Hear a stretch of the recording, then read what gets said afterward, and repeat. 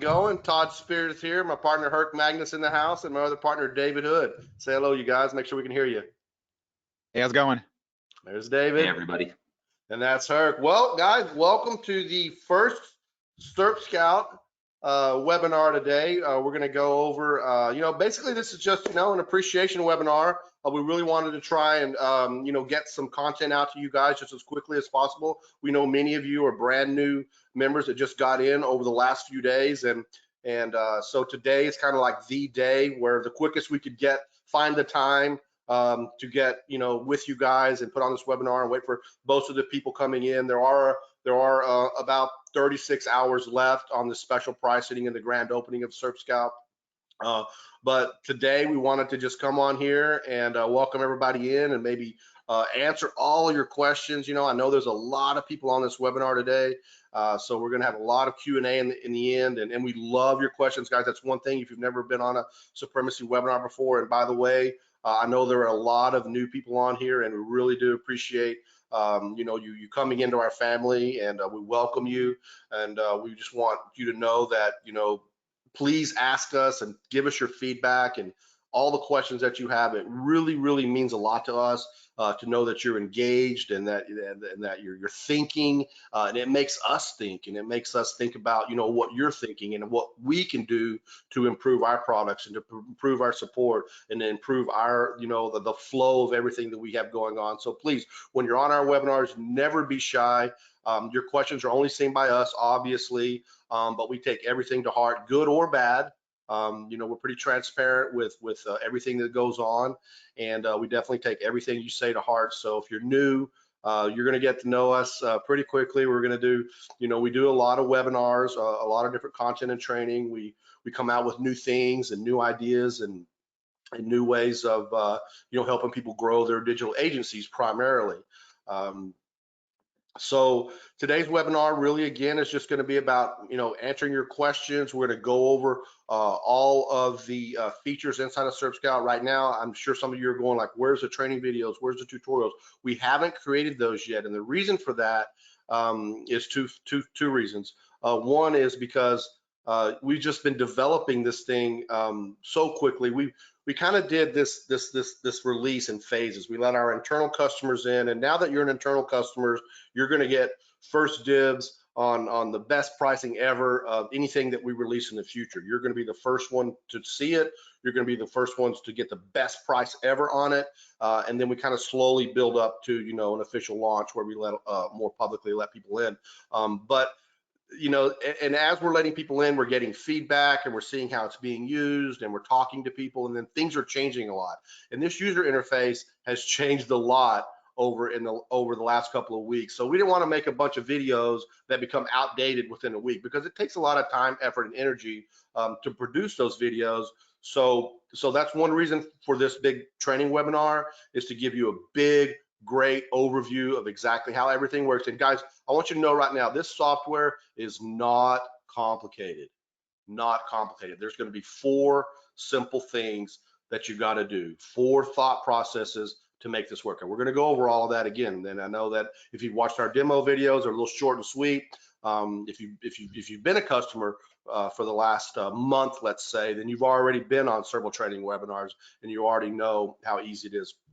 Things have been changing. Things are a little bit fluid right now. We're kind of coming down right now to kind of the bottom of all the great new features that we decided to put in here and all the great feedback that we've been getting. So we're kind of coming to a kind of a slowdown point of implementing new things right now. Right now, our main focus is to just tweaking little things and making things a little bit more informative, tool tips, icons, more links outbound to specific areas of what's going on inside the system. We'll show you that in a minute.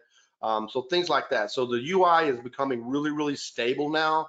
We think we've got it right where we want it. So we will be producing some more concise, short, 5-minute videos regarding each section over the next couple of weeks. There's going to be a tab at the top right now. I'll just go over that real quick. You'll see your credits, how many credits you have in the system. The help right there in the next one Herc's pointing at, that goes right to our support desk. If you have trouble with your account, with your credits, if you bought something and you just have any issues like that, that's where you hit the support desk. That's where Tanya and Alex are, and that's where they will help you and answer your question. The next green tab on that top menu bar actually goes to our developers. Now, when you submit something in here, your feedback, Herc, if you'll hit down that select button, you'll see kind of what we're looking for in this category: bug reports, suggested feature improvements, or other. Now, where that's going is into our what's called a Trello board. And our Trello board is where the back-end developers see what you are saying. Now, you will not get a response. You can't get a response, actually. We don't, it's not a two-way communication. It just gives us what you're thinking, what you're seeing, and what you want to say. You will not get a response from there, but we will see it, and we'll take action upon that. We'll review it and things like that. But this is a great area where we really want you to utilize this and say what you want to say about the product, you know, as far as features, upgrades, and bugs. All right, you will not get a response from there. So sorry if you know, don't get something there. Use the other one. Use the support desk if you're looking for a response. All right. So what else should I say about this intro here? I guess that's about it. We're just going to go over all the features here. Herc's going to give a lot of great demos and just answer some questions and go back and forth on the system. David, of course, is here. He's a part of this whole program as well. We're going to talk about the agency and what all that's involved. He's going to give you kind of a, you know, some high level mindsets and stuff like that on what the agency's all about and what's all in there and all the details on that. The other thing is that if you guys if when Herc's going through some stuff and you don't have access to that, you're probably going to be grayed out in the pro area, the lead source area, or the agency area. If you click on there, you obviously can see where, you know, you have the ability to still get that at the special pricing that we have open right now. So it's still available. And if you see something and maybe you didn't get it through the funnel because you wasn't quite sure what it was, well, we hope to answer all your questions about that today. And should you decide to take advantage of that, that's great. If not, don't worry about it. That's not what this is about. But we just want to make sure that we're answering all the questions and making sure everybody understands exactly the power of SERPscout, and we'll start putting it to use. Start putting it to use. Start putting your thinking cap on and put it to use. And I promise you, all you have to do is take action, be bold, and great things will happen. I've done so many things in my life where I wasn't really sure what I was doing. Like, I wasn't really sure what I was doing at all, but I did it anyway. And I didn't really care who made fun of me for doing it either. And most of the time it worked out for me. And I've been doing this online stuff since 1996, so 20 some years. Fortune favors the bold. Yes, fortune favors the bold, exactly. And when I first started, there was no training. There was no how to do this and how to do that. I mean, we just kind of made it up as we went along. And was I scared? Yeah. I didn't know what was going to happen, but I did it anyway. And you know, 25 years later, I'm still doing it. So it is just because I tried.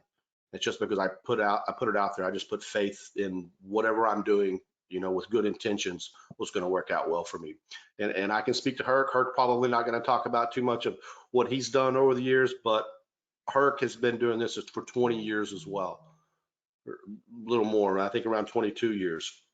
Just slightly after me, he started. We didn't know each other back then. Herc and I, our background is Herc and I met about 5 years ago, and we just kind of immediately clicked and had some good conversations and some good ideas, and we could just tell that there was some synergy there. Herc had some great ideas, and I had a great development team, and he was already trying to get down that path, and then things just came together. And this is I don't know how many products we've done now. Not a lot. Like I said, we don't do a lot of products. We try to stay focused on what it is that we do. We're not all over the place. And anyway, so SERPscout came about. There's kind of a history about SERPscout too. May or may not know, and I don't think it's that important.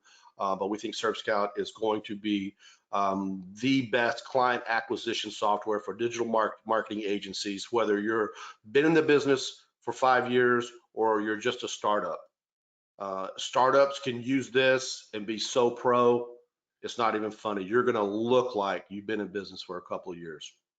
All right, and we're hopefully we're going to teach you as much as we possibly can, give you some great ideas, and hopefully you'll take those ideas and you'll build upon them, and go out and create a great life and a great income and have a lot of success in the digital marketing space. And that also leads me into David again. David has had extreme amount of success in the digital marketing agency space, and I've known David for almost 10 years now. Like I said, he came up into a group that I was in. I was actually a coach in one of those groups, and I met David at one of the live events. And I'll probably get into a little bit more about David and I's history just a little bit when we bring him in. And my dog just ran in here. Hey, Miley. And so anyway, so that's kind of all I want to say right now. That's kind of my little rant there, guys. I just want to know that you should just go for it. Take action and don't be scared. Be bold. All right, I guess with that being said, if Herc or David would like to say anything else before we get started, you're more than welcome to. If not, Herc, just man, let's just dive right in here. What do you guys think? Yep. Sounds good. You guys just want to see some hardcore actionable stuff, I'm assuming. Yeah. So I'll start with a reminder, okay? I'm going to be covering some stuff showing you guys how to find leads, obviously in a market that we're currently in. The tool wasn't built for the market that we're in, but it definitely helps in the market that we're in. And the tools, the idea of SERPscout is to help you guys prospect leads that are targeted to the services that you offer. And then when you are reaching out to them, that you're number one, you're offering them value. And number two, you are personalizing your message to them so that it is special. So I want to start, rather than by going through each feature, I want to start with showing you guys a report that really fills those needs. So me personally, guys, my specialty and my thing that I love, right, other than software development now, is search engine optimization. And one of the reports I put together happened because of a webinar that we were on. Some of you may have seen it, where a gentleman was saying, can you show me how to analyze a single URL? And we used the importer function, which is part of a pro upgrade. If you don't see it, if it's grayed out, just click on that button and it will actually take you over to the sales page to purchase pro. But what I was doing is I was checking out a single site for a person on a webinar and seeing how would this be a situation where we could help this person? So we imported a single URL for Arlington and we did an analysis of it. So I built a report as if I was going to target this person. And I want to show you guys the kind of the potential of the reports, because I think the reports are a big part of what we're doing. Okay, so number one, I realized these persons, so what they are, okay, is a bankruptcy attorney. Now, how relevant is a bankruptcy attorney to today's situation? A lot of people are probably going to be going bankrupt right now because they're losing their jobs, they're closing their businesses. So bankruptcy attorneys right now are extremely relevant, but that doesn't mean they have a good marketing presence, right? And that's what we're here to do, is to help people capitalize on missed opportunities for their marketing. So this is a report I put together from a webinar from someone that we analyzed. Okay. Her name is Marilyn D. Garner. Okay, this is her website. And let's just look at this report and then we'll break down the elements of it and why we built it and stuff like that. So first thing is, who am I, right? Just a quick, I'm Herc Magnus, that we're telling them who we are. The next thing, a custom HTML block where we are specifically singling out the business owner by their name, which is information you can get just by visiting the website. Marilyn, we have prepared this report specifically for your business. I dragged in, actually, I'll do this. I'll show you guys the block editor as we're looking at the report as well, so you can see what I'm pulling in. Okay, custom HTML element. Website information is this one. Marilyn, we have prepared this report specifically for your business, and then a link to her business. Right away, it's targeted to her. It's personalized, one of the great elements. Okay, you are missing out on new customers from free Google searches. I've identified at least 10 keywords that people are searching for on Google who are looking for businesses just like yours, but you are ranking poorly for them, meaning you are missing the opportunity for free and easy customers. We would like to offer you a one-page optimization of your site for free so that we can show you what we can do. Then the proof. Here's the 10 keywords. So I dragged in next the ranked keywords, which is part of the pro feature. If you bought the pro upgrade, you have the ability to pull in which keywords they're ranking for. When you pull them in, you can remove keywords that you don't want to show so that you're left with only what you do want to show. And I've chosen 10 high volume keywords that have poor rankings and poor optimization based on my experience as an SEO, right? I know what good optimization looks like. Okay, so I'm able to do this. If you don't sell SEO, this isn't relevant to you, but we'll cover other things that might be relevant to your business. So number one, know what it is you can sell. Number two, create a report to show the weaknesses. So we're personalizing, we're showing them that they're missing opportunities. We're offering a free one-page optimization, which would literally take me less than an hour. We're showing them the keywords that we think they could be optimizing better for. I put a contact button in right away, right under the keywords, just in case they're interested. But then I go for another angle. We have also detected that you do not have a Facebook pixel installed, right? Once you're getting the new visitors, I also suggest you install a Facebook pixel so you can follow the people who visit your website around the internet. We will install that pixel for free as well. Why would I do two things? Because optimizing their page for more traffic and putting a Facebook pixel is a double value for them, and that work will honestly take me less than an hour. I can do an hour of free work for these people.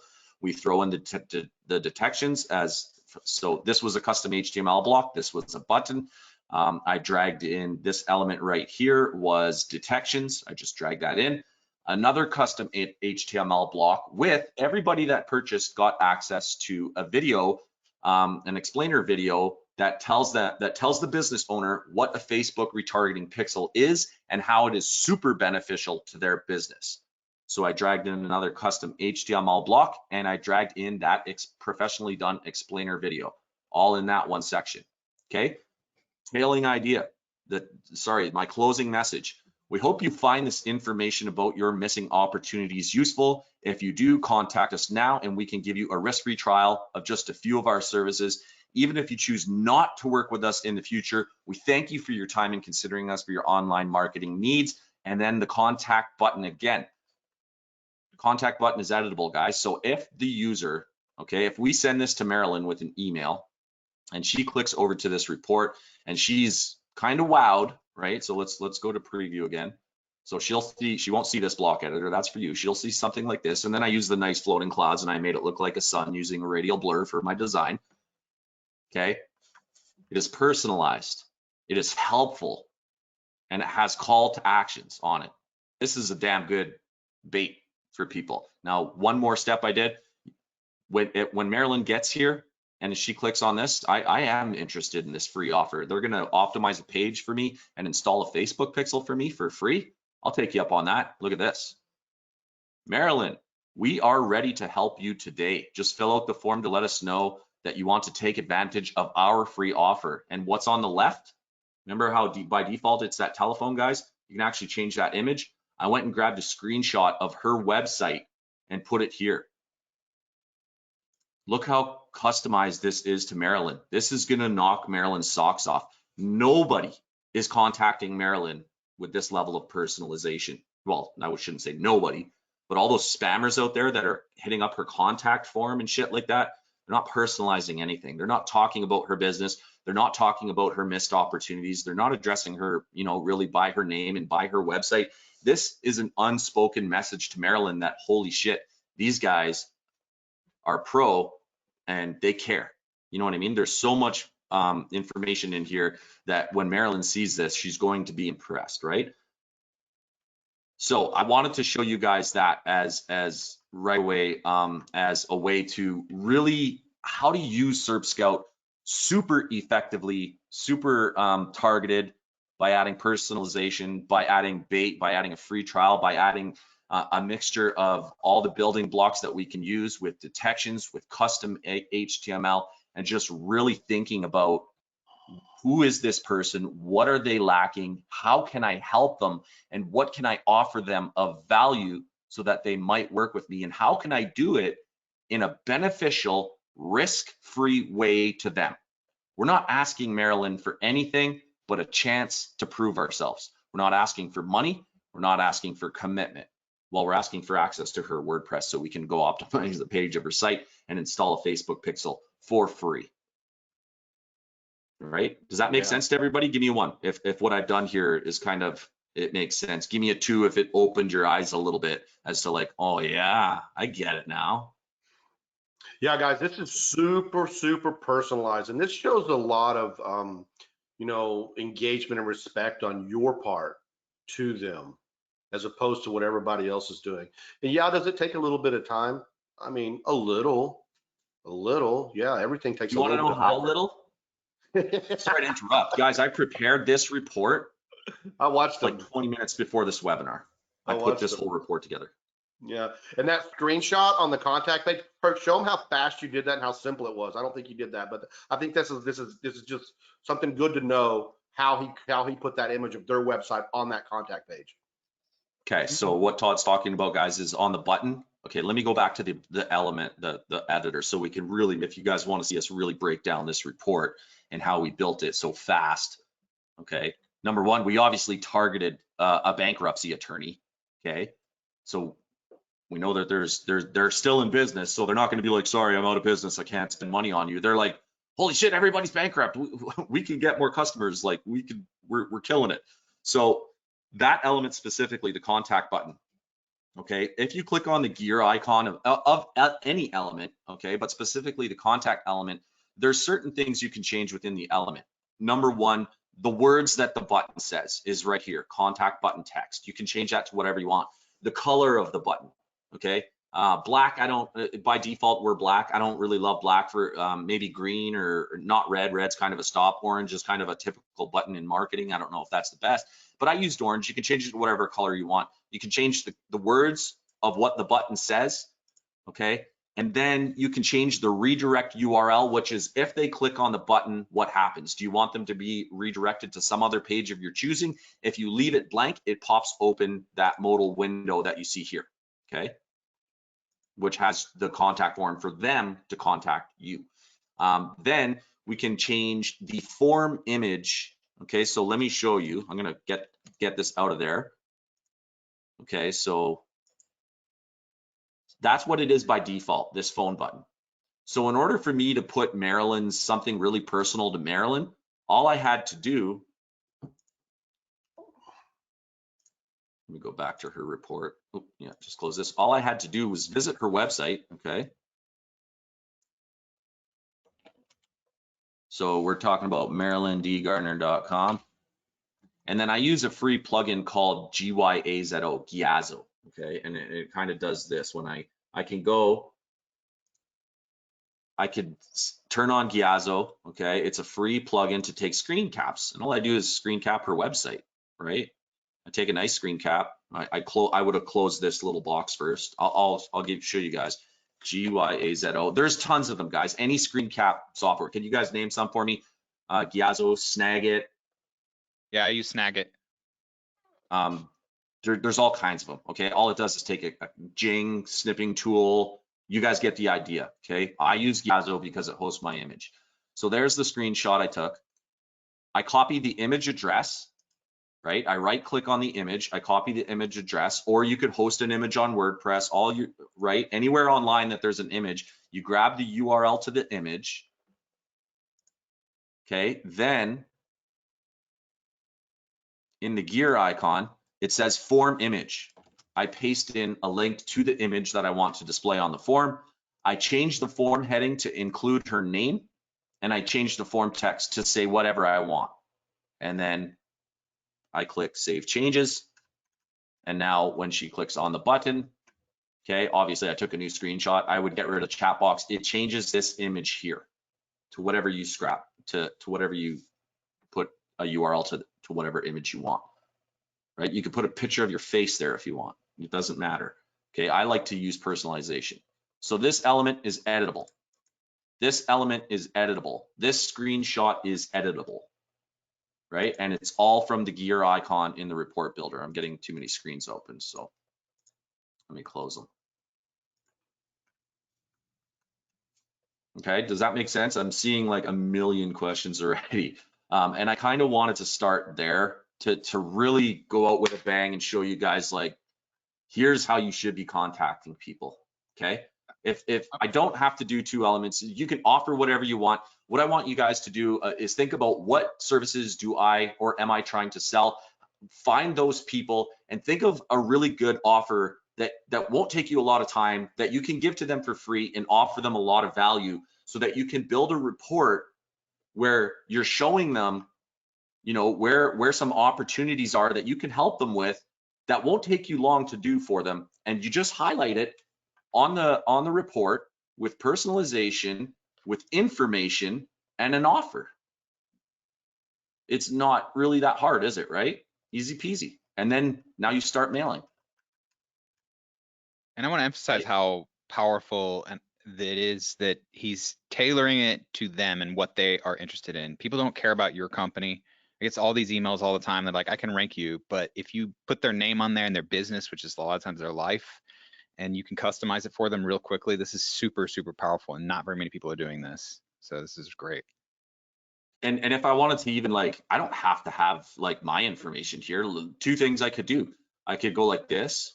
Okay, I could start the report right here. When she arrives, it's like, boom, Marilyn, like, holy shit, this guy's got my name on this web page, right? You're missing out. And then you could start there. And then if you really want to have your information, you could go like this, add a new block, 1-to-1 container, right? And then go to blocks, and then put your identity above the contact buttons if you want, and drag it up above the contact button. I could also put the contact button right inside of the container if I wanted to, stuff like that, right?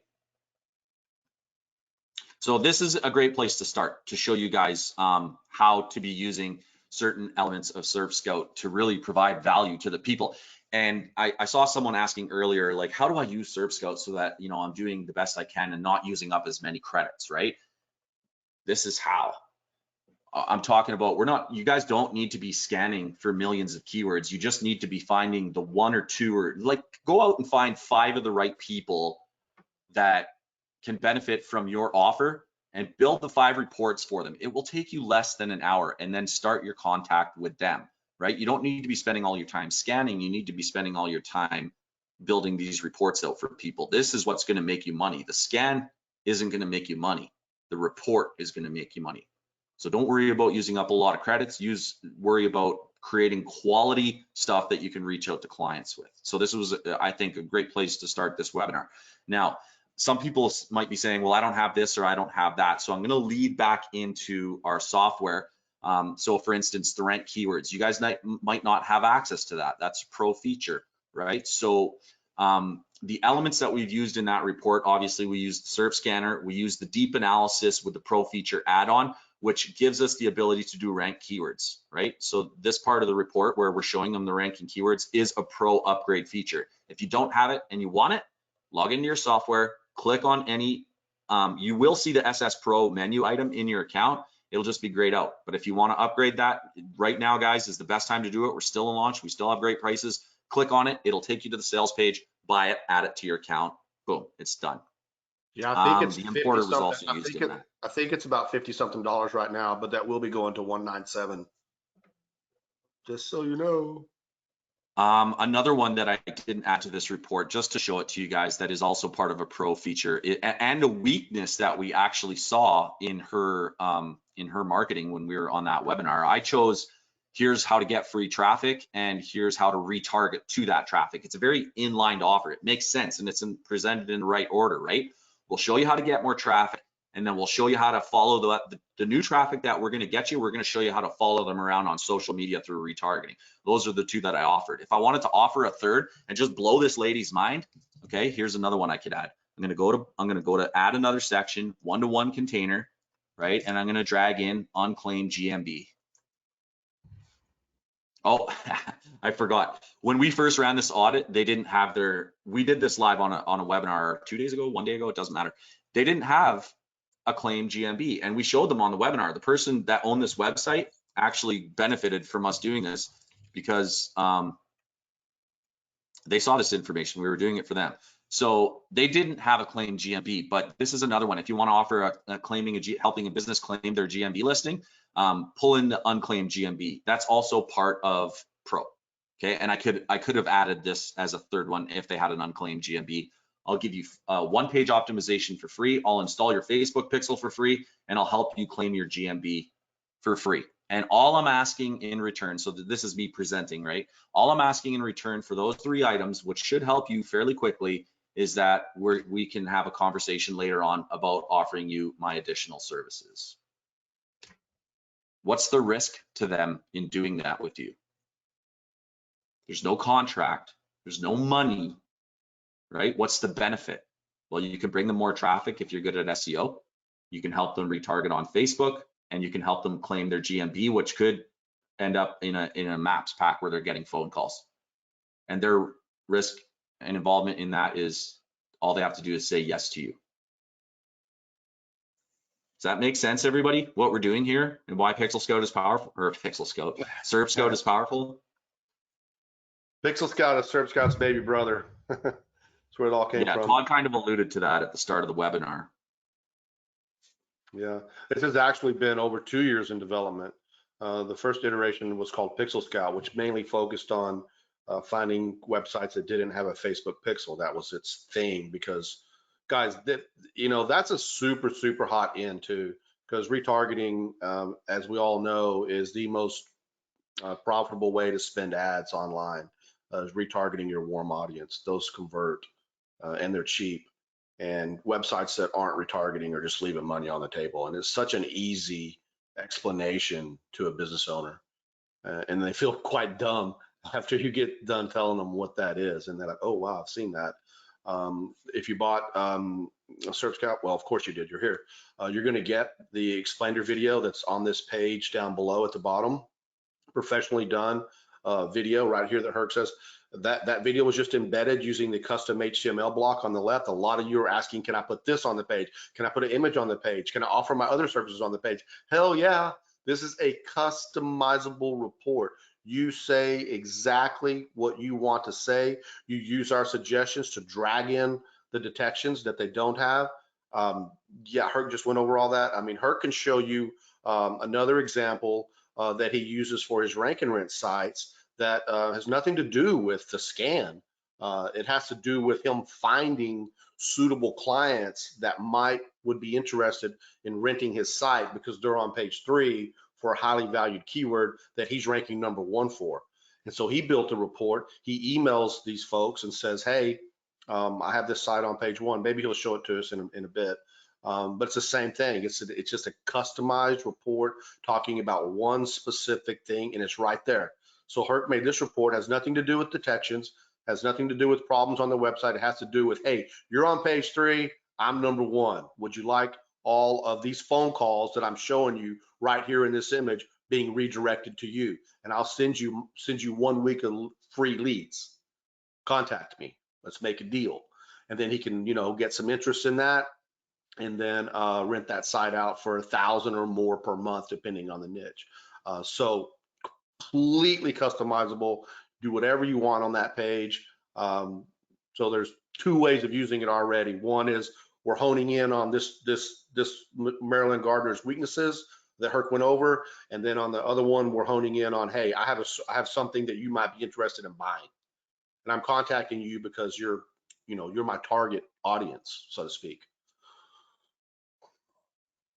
Lots of great questions, guys, and we're trying to keep up the best we can here. I'm trying to answer and listen to Herc and make sure I'm staying on page with everything, doing my best here. But and let me just go ahead and say right now, if you have a burning question that we missed, please be patient a little bit till we get to the end. Make sure you mark it. You can asterisk it and ask it again. We don't mind you asking again, but just please be kind.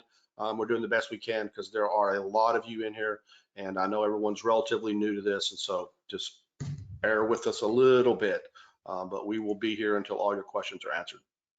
Will there be a replay? Yes, we are recording, and hopefully we'll have that out this evening, for sure this evening, a couple of hours after we're done here.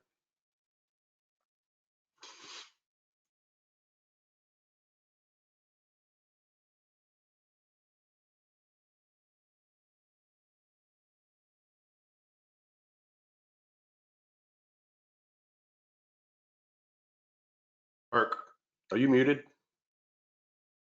Yep. I was like, why don't I hear You didn't lose audio. I forgot to unmute myself. Does anybody want to see how I'm doing like the clouds effect and the sun and shit like that? Give me a quick one. And it's a good training on the editing of this. Okay.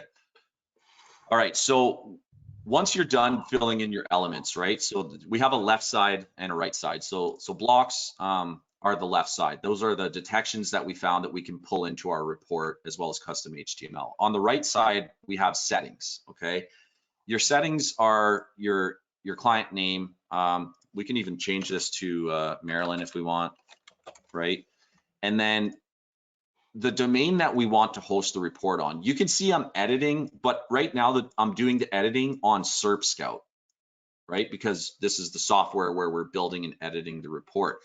When we go to send this report to Maryland, okay, she's not going to arrive on SERPscout. By default, the domain she's going to land on is called digitallandlord.network. Okay, this is where we're choosing what domain do we want to host the report on. If you have the Pro upgrade, okay, you will get something called white label. And I'm going to open those settings right now. And I'll show you how to do the clouds and stuff. But since we're here, I'm going to go down the list of those settings blocks for you guys, okay? Because we want to train you on a lot of stuff.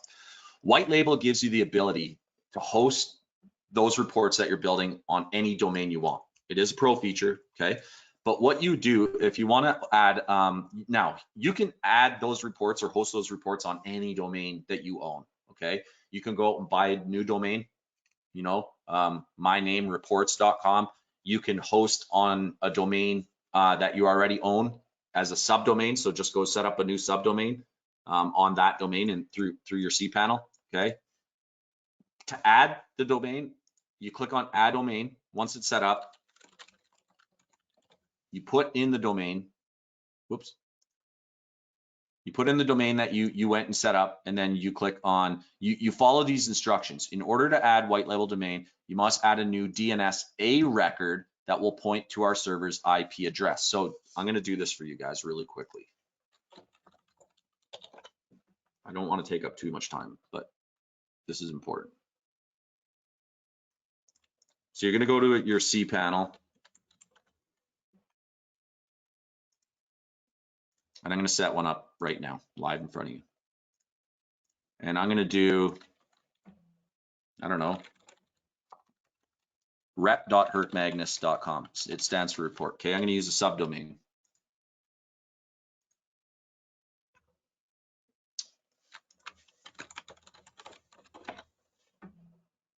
Yeah, that's exactly how I would do it. Use a subdomain, reports for something like that, .yourdomain.com. There's no sense in going, I mean, you can go out and register a brand new domain and use it if that's what you want to do.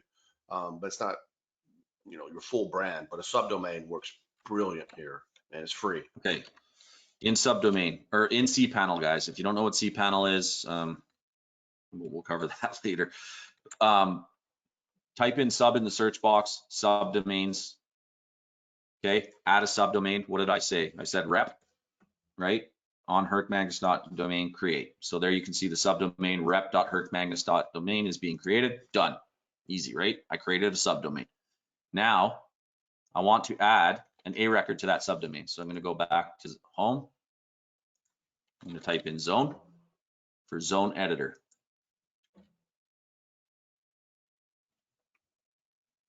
Okay, now I need to add an A record.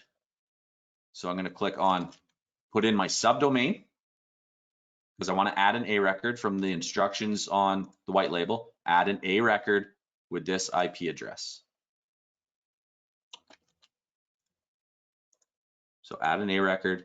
Here's the IP. Here's the subdomain. And I click this button. Success, you have successfully added an A record for Herc Magnus on rep.hercmagnus.com. I'm done. Once I've done what I did over there, I click I finished these settings. Okay. We will install an SSL for you on that, and the DNS will propagate. It takes a while for DNS to propagate around the world. You can come back and check in 3 minutes, 5 minutes. Okay, I'm going to press Control F5 right now, which is a refresh of my browser.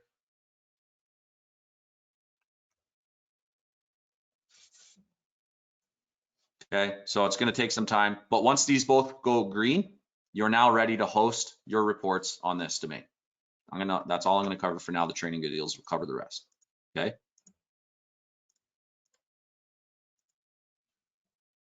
We'll get back to my report.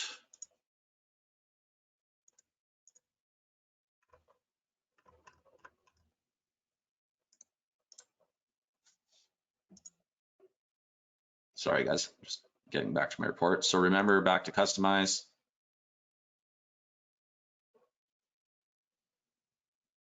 Okay, gonna go to settings. And then there's rep. Now, the one that we just set up. You have to wait for both those buttons to be green before you can use it, but there you go. That's how you add a white label. Okay, now how did I do the clouds and stuff like that? First thing, the appearance. We have 4 options. The default, we have one called midnight. You can just see it's kind of changing the borders. We have one called clouds, which floats these nice clouds across. And then we have one called cube, which basically floats up these, it floats up these cubes from the bottom. There you go. Can you see them? Okay, I like clouds.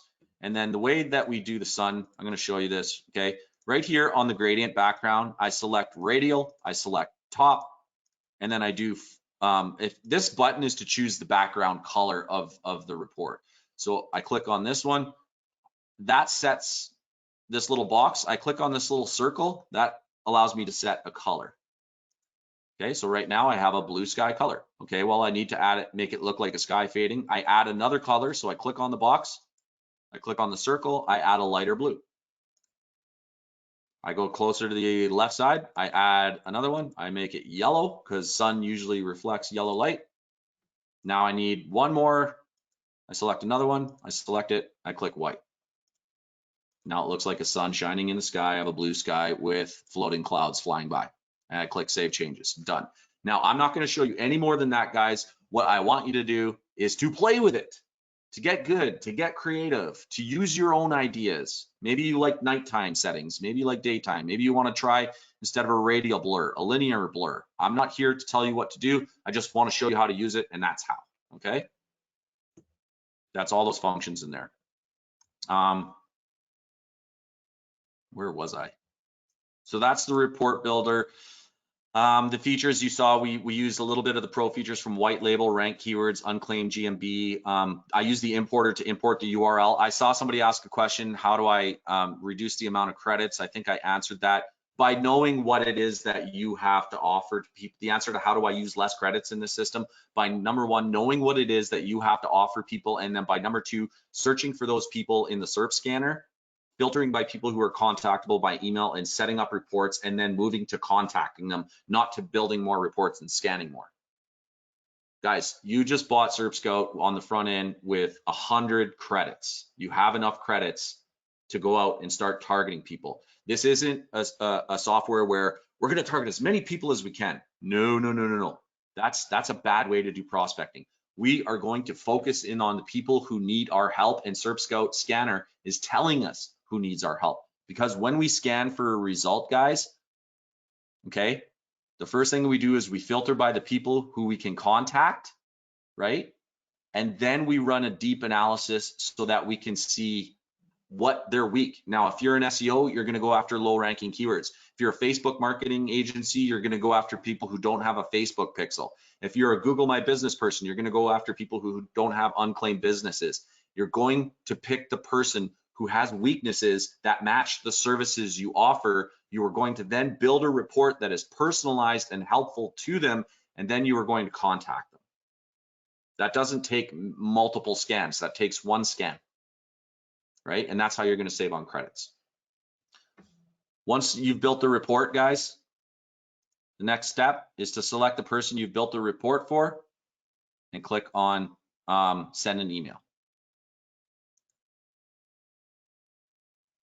Okay, now, if there's not already a campaign that you've set up, if your email's for them, you would say, okay, select one of the campaigns that you've already built below, or create a new email.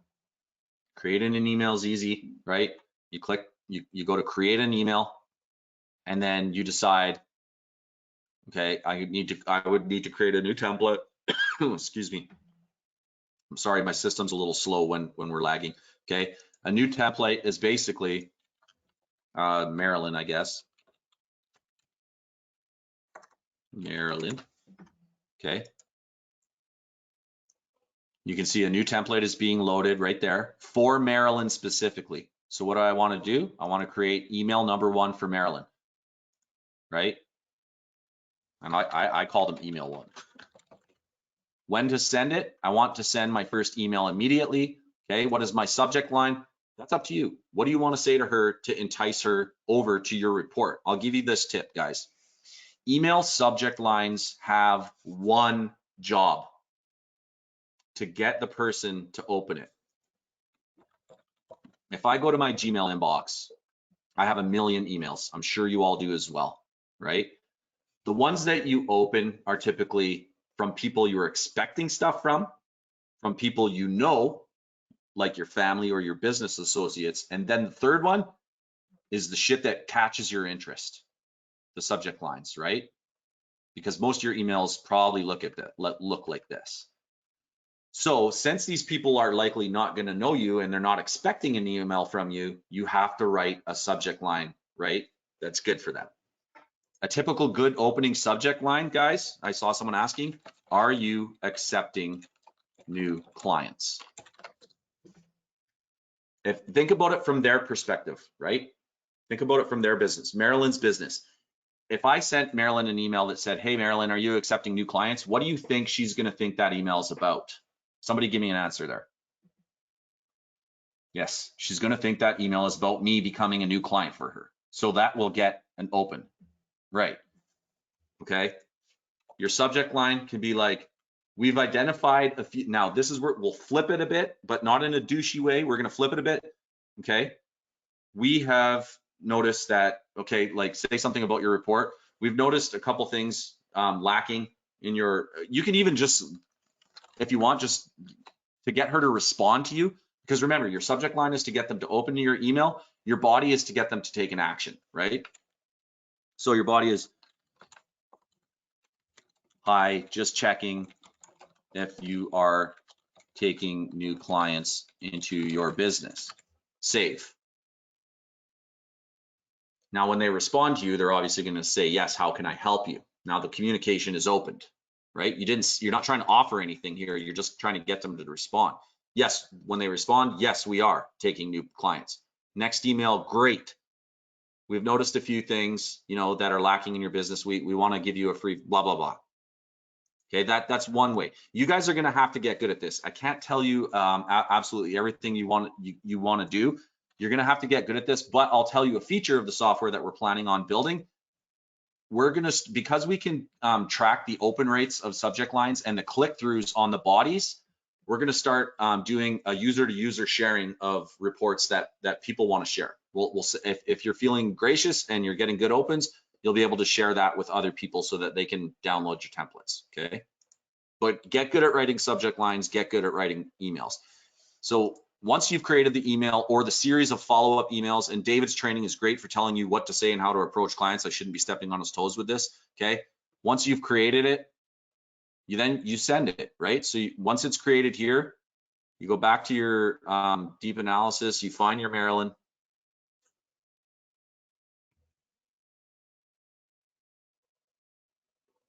If I was on my other computer, this would be fast, but you wouldn't be able to see my face. I don't want to deprive you guys of my face. I appreciate that. Very important. So you'd select your guys, then you'd click send an email, right? And there she is. You click choose, you click next. Okay, you name the campaign, Maryland, whatever, click next. Okay, how are you sending it? I want to send it through my personal email, click next. Who do you want to be the identity? I use my personal, click next. Okay, there she is. The email address, if you did the first step right, should be populated, info@maryland.com or something. You can put in whatever you want, or if I had actually found an email on the website, it would be auto-populated, right? And then you click send. Okay, oh, I got booted, but so the last step would be review your campaign. When you click this, the first email automatically goes out and you are now off to the races. And that's the whole kit and caboodle, guys. So really what we covered there, guys, is the front end that most of you bought and a lot of the pro feature. The last one that'll cover for people is what is SS lead sources. Okay, you're seeing this in your menu. Basically, it's just a different source of scanning for people, right? It's another lead source. So where I just did all my scanning and work was Google, or importing a URL of a person that I was, actually targeting because I heard about them on a webinar, or I heard about them in a bar or over coffee, or maybe they're a friend of ours, right? So I used two sources. Number one, SERP scanner is Google. Number two, from the pro feature, the importer. And the example I built was actually, I used an import.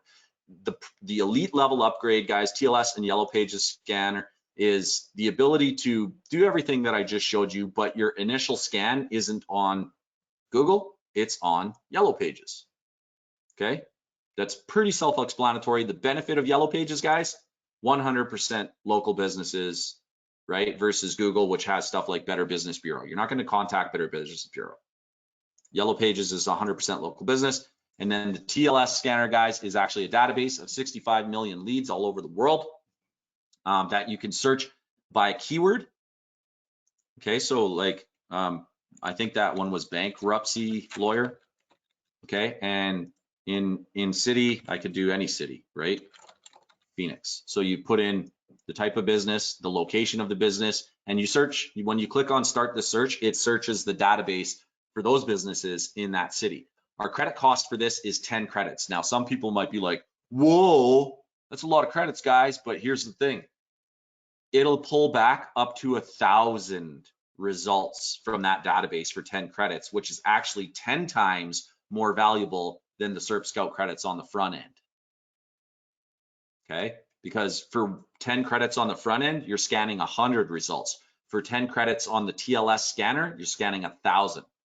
And if we can't find 1,000, say we only find 300 or 400, we'll refund the difference in credits immediately to your account. So it'll say 10 credit cost. If we only find 300, it will actually only charge you 3. Okay, so that is called the elite upgrade. It is different sources of data. You get a few more data points in the TLS scanner as well, because it is database driven. So you'll get a lot more stuff like LinkedIn, Twitter, Instagram, mobile friendly, the CMS that they're running. I see a lot of people, do we target people by WordPress? Yes, in the TLS database, you can, okay? It'll tell you whether they're running on WordPress, Shopify, Credio, whatever the hell that is. It's a CMS check. Okay, but we also get like some Yelp data, some Facebook. So future development, guys, will we be able to filter by WordPress CMSs and stuff like that on this page? Yes, we're going to keep getting better with this software. Will we be able to build Yelp reviews and stuff like that into the reports? Yes, we'll get there. Google reviews, I saw somebody asking earlier about Google reviews and stuff like that. If you sell Google review services, definitely get the elite upgrade into the TLS scanner, because we're going to show you how many Google reviews they have, and we're going to build these features into that report builder. They're not there right now, but they are coming. Okay? Yeah, there's a lot to do with this data. And sorry, Herc, I didn't mean to cut you off. I think we're about to roll into the next spot, but I just want to say a couple more things about these lead sources. And the main reason why I wanted to bring these lead sources in is because if you've been in this business long enough, you know there are other products out there that scrape Google. All right, scraping Google is not a brand new idea that I thought of last year. I've been scraping Google for 20 years, right? I mean, that's just kind of what we do. That's where the data is, right? And then you extrapolate it and get what you want out of it and learn from it, stuff like that. But and a lot of things do that. And so, whenever you go after, dentist Dallas or dentist Los Angeles or any very, very popular niche in a very dense city, everyone's doing that. And those people could be getting hit pretty hard. When I do searches, I kind of like to, I know we use examples as big cities because we get more data and there's more to talk about, right? But also think about the suburbs around those big cities where you kind of drill it down and they're not getting hit so hard. My point is that dentists in Dallas are getting slammed and spammed and called like nonstop. So you do have some competition there. So keep that in mind. You're not the only marketer that's going after. Now we try to teach you how to be very, very concise and very, very cool and very, very, just go back to the whole report angle that Herc built for you earlier. I mean, very, very dialed in to who they are and what they need. That says a lot. So you already have a leg up on all the spammers out there. Be different, okay? My point is about those lead sources is that not a lot of people know about these. Not a lot of people are using those. People think Yellow Pages is dead. Okay, the book is dead, but there's still, all that book is online now, all right? And there's not a lot of scrapers out there that are going and get data out of Yellow Pages. The lead source data, not a lot of people using that either, all right? So you're gonna have less competition going after those, but we gotta have Google in there as well, of course, because there's a lot of uses for that. But so the lead sources, I think it is an upgrade. Those services do cost us money. And guys, I don't want you to think that we just picked and choose things to throw around in here to make you pay more. No, there are parts of this service that require us to pay on a monthly basis, on a pay per use basis, right? None of this is free at all. This has never been free for us. And we feel like we're being very, very generous and very, very fair on the cost of this product, which isn't going to pay us back right now. Every dollar we've made in the last week is not paid us back for the investment that we have inside of this software. And then we have ongoing costs, right? But that's the way we do things, and that's cool with us. So I just want to throw that out there on the lead sources. I think it's a great 2 new databases. I'm always on the lookout for new databases. And as I come across more sources that I feel like is a good fit for SERPscout, we're definitely going to put those in one way or another. They may be free, depends on what I got to pay for them, or they may be a little bit of cost. Also, Herc mentioned that the lead source is very cheap. 1,000, up to 1,000 listings for 10 credits. It's 10 times more possible leads you can go after than just a Google scanner. All right. Just wanted to give you my 2 bits on the elite sources, and it's up to you whether or not want to take advantage of that. Great question. Cassandra just asked you all for a course on local SEO, and we're going to segue into that right now, actually. But as Todd was talking about, when we're doing our scans, we're showing you big cities so that we get a lot of results, so we show you guys what are possible. But the reason I pulled up this map, guys, is if you want to go after companies that aren't as competitive, just load up Google Maps, zoom out a bit. Mesquite, Garland, Richardson, Plano, Flower Mound, Louisville, Arlington, Grand Prairie, right? You can go after smaller cities. Scroll out a little more, Herc. Look, there's David in Plano. Oh, too much. A little more. Go in. Okay, stop. Yeah, Dallas has a ton of big suburbs. Like Plano's like 250,000 people with high incomes. And just above Plano, you'll see Allen and McKinney. I live in McKinney, actually. McKinney's 150,000 people. It was actually the fastest growing city in Texas a couple years ago when all the California companies started moving in. Frisco's another great one. Anyway, so all big cities have the same thing, right? So lots of people, lots of business, lots of money out there in the suburbs. So nothing, big houses out here in the suburbs, big houses. Dallas is kind of like, old money, but the suburbs where, a lot of big money is, and that's the same that goes in every city. So, yeah, let's keep moving on here. Herc, were you going somewhere with local SEO? Yep. Good. The point of showing you this was just to show you guys, if you can't think of where to target companies, which shouldn't be a problem, just use Google Maps. So now, somebody asked about, do we offer a course on local SEO? And that's the last section here, guys, agency training. Everybody who purchased has access to basic training. The advanced training was offered to you from David Hood as well. If you didn't see it, that's okay. So what I'm going to do is I'm going to let Todd introduce David because I met David through Todd, and he's going to cover what he can teach you and what he's done. So I'm just going to turn it over to Todd. He'll introduce David, and then David's going to wow your brains.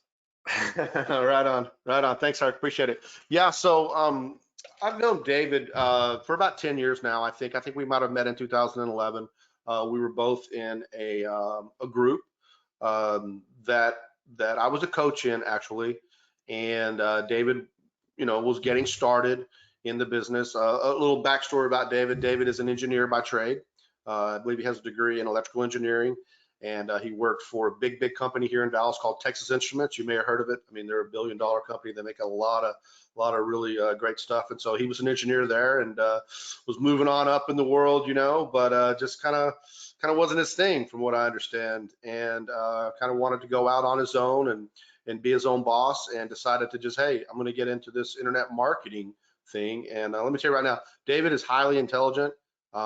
He's learned and he's self-taught most of this stuff. Now he has gone out and joined some groups and had some big trainers that have been teaching him and learning all this stuff. But David started down this path about, I think, to be quite clear, David, was it 2011, 2012? So I started doing SEO kind of on the side in 2009, and then I quit my job in 2012.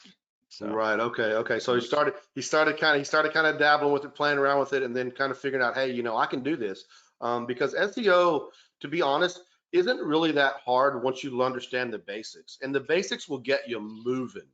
Okay, get you moving. On-page SEO and local, there's nothing better than that. And we can show you some examples where on live webinars, we took a guy from page 2 to page 1 within 35 minutes just by showing him how to make a couple of tweaks and resubmitting to Google. So it's really not super difficult to start messing with your own test sites and seeing what happens. The results can be pretty quick. And then you just start learning from there. And like David said, he started 2009, figuring out that, hey, I can do this stuff. And then, in 2012, of course, he decided to buy in to some expert knowledge and buy some training and buy some information from some others. And he happened to join a group that I was in, and we met at a live event in Franklin, Tennessee. And we sat down, and David actually approached me, and he was just automatically just super humble, super cool guy, just looking to learn some stuff. And, I was there to help, and we had lunch, and we kind of chit-chatted for a little while. And then I found out that he lived just up the street from me. So I've watched David grow, over the last 10 years, and grow and grow and grow, and kind of kept in contact with him. And we would continue to go to these events every year or two. And so I've just seen him doing really, really well. And just the kind of guy he is, and what he's been able to do over the last 10 years, that when we were developing SERPscout, kind of like last year when we came out with Pixel Scout, it was kind of the same MO. We developed a great piece of software that showed people how to find sites that didn't have a Facebook pixel. Well, on the flip side of that, well, now we need to teach people on how to grow that business using a Facebook ads expert.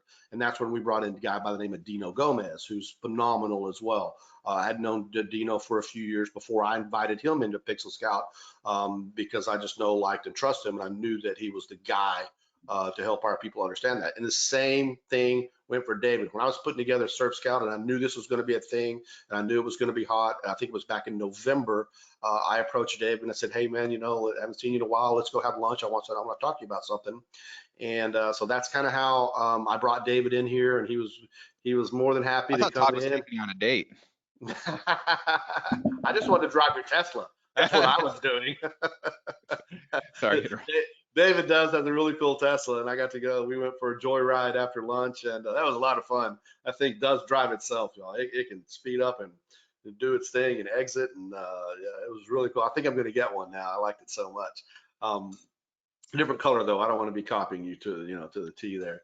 But anyway, so I just want to give my absolute props to David, and I can't be more excited to have him a part of this now. And I know that if you listen to him and take his training and follow through, you're going to learn a lot about how he has built his agency from nothing. He's going to show you some stuff here in just a minute. I'm going to turn it over to him, but he's going to show you how he has built this thing.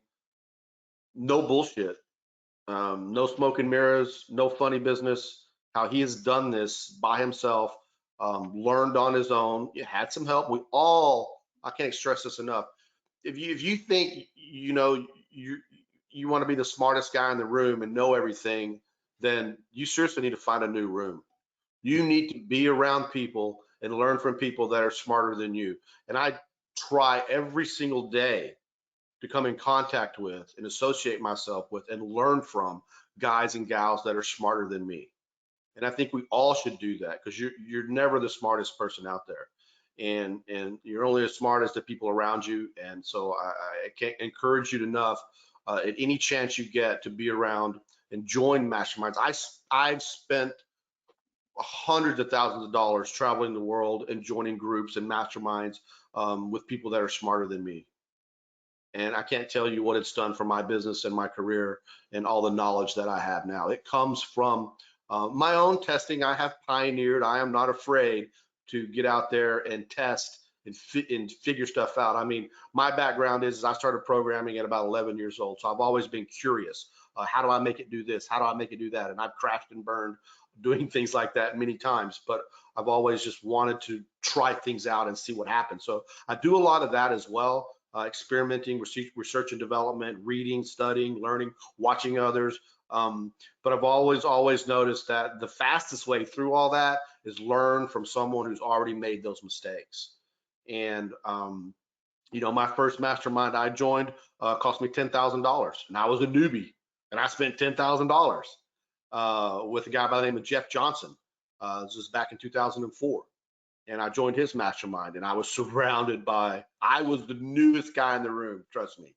I knew some things, but man, everyone in the room was smarter than me. And I learned so much from those guys and made so many great connections that was phenomenal. And I continued down that path till the end of the day. I'm in masterminds right now where it costs me thousands of dollars to do things with them and their organization. So we brought David in, and I know a lot of you guys throughout the funnel have already joined. We see the numbers. I don't know exactly who on this webinar has or hasn't joined David's agency program. Let me just go ahead and ask right now real quick, and then I'm going to shut up because I know I get a little long-winded, but I'm very passionate about this part. I truly am very passionate. I mean, because we can all sit behind our computers by ourselves, you know, and struggle and not want to ask for help, not want to reach out for help. But I promise you, it's the best thing you can do is reach out for help and ask questions to the right people. And I believe David's one of those right people. So I'm very passionate about doing this kind of thing. So let me just ask everybody in the room right now, give me a 1 if you're in David's agency course, and give me a 2 if you're not. Great. A lot of ones. There's a few 2s as well, and I expected that. It looks like the room's about 50-50. Well, thanks for all the responses, guys. I really do appreciate it. Thanks for the responses. I love And even that. some of you, the people who are already in there, what I'm gonna talk about today, I think you're gonna get a good bit out of it. This is gonna be somewhat unique. Yeah, right on. All right, so David, I just want to welcome you to the group, and I'm so glad that you're a part of this. And man, I guess I'll just turn it over to you now, and you can show them what you got. Yeah, well, thanks. If you need to share a screen, let her I go. will. I was waiting to not steal the spotlight from you. Well, thank you very much, Todd. I really appreciate that. It was very nice of you. I do try to, I do feel like, following up on your point, there's always more that you can learn. Even if you do consider yourself to be really smart, there's other people who've done things that you haven't done. You can't do it all. And when I got started, there was such little, like the training, there was very little of it, and it wasn't that good. And it was a lot harder to find good stuff. And so in a lot of ways, you guys have a pretty big advantage. I think you can scale up much faster than I did. So I'll go ahead and show my screen. And I have a couple things that I want to show. Can you see my screen, Todd? I can see it. Okay. Good. Let me make it. Let's see. I'm trying to navigate this. I don't want to quit. I want to make this smaller. Hold on 1 second so that I can see what I want to see. Well, okay. So I want to show. You know, I don't do this to brag. I'm not really into that very much, but I want to prove to you, to show you that, hey, this is doable, this is real, and that I'm not just talking out of my ass, that I'm not just saying, oh, talking about what somebody else talked about or what I think should work. This is what has actually worked. This is what I've been working full time since 2012 and successfully since 2013 to support my family. I do it with doing client services specifically. The vast majority of it has been client SEO. So SEO is much more of my focus. I used to sell other services, and I've narrowed my focus, and that actually enables me to make more money. But here's a check. It was actually from 2017, because I usually don't take checks anymore unless they absolutely insist. And this might sound like, you know, in a month is a huge number, you know, $19.50 per month. This was just recent. You can see the date, March 2nd, 2020, $6,500 a month. Can you make that screen bigger? Let's see. I believe I can. Let's see here. Yeah, let's go ahead and get that. Let's do that. Yeah, that's a good idea. Let me see here. Yeah. Let's really see that. Yeah, I don't know what other people. See if these are photoshopped or not. Well, I put the little bars on there so you couldn't contact these people, but yeah. So in a way they are, but not in a fake way. All right. Is this big enough right here, Todd? Yeah, that's much better. Okay.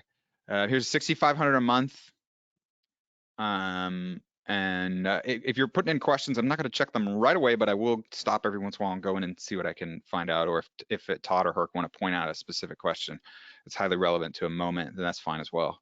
6,500 a month. I do try to have less clients that are higher value. So I'm not a big fan of like high volume, low value services. Much better to have fewer, bigger clients. And there's a whole host of reasons for that. So in full disclosure, here's my revenue by year. So you can see 2012 was the year I quit my day job and I had to figure it out. And it was tough because I was figuring out a lot of stuff on my own, but I really stuck to it and I hit it hard and I learned from as many people and places as I could, and I put some pieces together. I started making six figures in basically my second year, and this was really started in like May-ish of 2012. That was when I really started this business, and I did have a down year. So I'm not saying that I'm perfect in every single way, but this is actual real numbers. Actually, this was made in November of 2019, so I actually ended up being about $11,000 higher than this in 2019. To put that in perspective too, David, 6 figures a year is about 10,000 a month. And 10,000 a month is, I don't know, 5 clients at $2,000 a month. And that's kind of a good $1,000 to $2,000 a month is a good retainer in the digital marketing space for, a pay-per-click service or an SEO service, or maybe even in reputation management, stuff like that. But $1,000 to $2,000 a month, that's 5 clients, 6 clients, 7 clients. Yeah. You'd be even at this level, you'd be surprised at how few clients I have because I try to be selective and have high-end clients. But I made some mistakes, and actually, I made the mistakes in 2017, and that's why my income was down significantly in 2018. So, but I think this is a pretty good representation if you look like into the future. Let's say you're getting started now, or you're right around getting started. That in 7-8 years, you're gonna have maybe one down year, and the rest should be up if you are, a lot of the people who are here, I would assume pretty much all of you are looking to grow, looking for opportunities. So you're in the right place, you're doing the right things. And if you just stick to it and continue, then you can have a trajectory that's like this or probably even better. Right now, I just ran the numbers for the first quarter of 2020 and my revenue is 131. So I'm on pace for 524. So another up year. Now, and I'm not claiming to be the best in every single way, but this is real, and there's a lot of stuff that I have learned and tested, and then I believe I do know and have understood, and I'm going to talk about that now. I was going to show a little bit more of SERPscout, but Herc did that for me, so I'm just going to allude to some of the things that he did. He did so many things really well. Okay, so really like the main topic I would say is sort of like how to make money with SERPscout, using SERPscout, because what Todd and Herc have built is really cool, and it can essentially make you able to get to better clients faster with less work, and therefore you'll make more money per unit of energy put into your business. But also I want to point out that right now, with the pandemic, that I think that there are ways to come out of the current situation better than ever. Okay, and like there's kind of approaches to where a lot of people, for example, if you're just gonna sit around and Netflix all day, which is not you people here, obviously, because you're here trying to learn, that's not gonna be good for you. You're gonna come out, let's say 2 months from now, and you're gonna be worse off at it, and maybe at best you're gonna be even. But really, what I would suggest to anybody is have the attitude of building your business, building your skills, building your understanding, building your experiences, building. And if you are building every day, I'm not saying you spend 20 hours every day, but even if you just build 5 to 8 hours a day, your business every single day, that's going to go a long way. You're going to make mistakes. There's going to be setbacks, but that if you consider yourself to be building, always building towards something, that's what I would recommend. Now, again, I want to congratulate all you because you're here, you're learning, you're trying to grow, you're trying to build. So I feel pretty confident that pretty much everybody here is trying to build. And so that's where you want to be. That's the position you want to be. And I've talked to a lot of clients. There are clients that are in that mindset as well. I've talked to a lot of potential clients and my current clients, and the best ones, they're like, okay, I understand maybe my income is down right now, but I want to build so that when this comes out, I can really crush it. And that is the attitude that you should have, and that's the attitude that good clients. There's plenty of people are contacting me just recently talking about, hey, I know the income is not great, but I want to build towards the future. So there's a lot of ways to use SERPscout to make money, specifically for getting clients. Okay, so some considerations I want to point out. I do think that business and kind of social activity has changed forever, and there is going to be a new normal. So, for example, businesses that wouldn't let their employees work from home, now they have to, and maybe they like it. So there's going to be a lot of that. Also, like businesses that, let's say, like my kid's ballet teacher is doing online lessons. Maybe they get a taste for it. Maybe they decide, hey, we can do 10 times the amount of people with that, and so their business has changed forever. And just a lot of ways in which in people's minds business change forever. So I have some data on this. Let's see. So in terms of like what businesses are doing well and what businesses are not doing well. So first of all, like I think that urgent/emergency home services, I have some pretty strong data that this is actually in March dramatically higher. Because you think about it, like people are at home more, and the wear and tear on home is higher. Homes are higher. So for example, with a car, if you drive 100,000 miles versus 1,000 miles, 100,000 miles car is going to need more services, right? And if your toilet is stopped up, or you have a leak, or water spewing out of a pipe in your house, that's an emergency service. And if you look at like critical services listed by states, like pretty much all the home services are on there for every state, as far as I have looked at. Some manufacturing is good and some is bad. Anything that's remote business/social products and services, like I kind of wish like I'd bought Zoom stock like 3 months ago, or whatever company owns Zoom, because yeah, right. Every single person that I'm talking to, like especially with regards to my family stuff, all those family, like the school, they all have Zoom they're all talking about Zoom. All right, so I can't tell you, I bet their business has gone up 10x in the last like month or two. SEO. So to me, SEO, the ability to search the database of human knowledge for answers is something that's going to be here for the rest of our lives. To me, it's as fundamental to our existence as plumbing and electrical. It's just going to be there. Now, maybe it won't be Google 20 years from now, but it'll be there. So this is also, for me personally, SEO is a skill set that I think it's going to be valuable forever. And right now, people are still searching with commercial intent. Now, there are some differences. You can go to Google Trends and check out. There are some searches that are different, and you can check to see what are higher, what are lower. But in general, like it's SEO is here to stay. Info business or software business, sort of like what I'm selling you is kind of like an info product, and what Todd's selling you is software. Services. This is an idea that I have that, if I were starting a new business, I would consider it, and you could use SERPscout for this, would be to really do some research on how to get brick and mortar businesses to transition to kind of like a remote business, let's say. So like the piano lessons are using Zoom. Maybe they figure out how to do an information business as well, training products. You could provide consulting services on this. This is just an idea. I don't know how valid it is exactly, but just kind of thinking along the lines of like, okay, what are businesses doing and how are businesses going forward from here is going to be, I think, pretty helpful to you. All right, let's see, let's go back. But a lot of businesses are getting crushed. Live events, anything with like human contact, masseuses. I know some massage companies. A friend of mine has a client that lost 100% of their business. Some manufacturing. So you just really think about that, because you can't ignore it, but you can't freak out as well. Let's see, maybe now is a good time. I'll try to check out the questions. Let's see, bear with me for a second. Okay.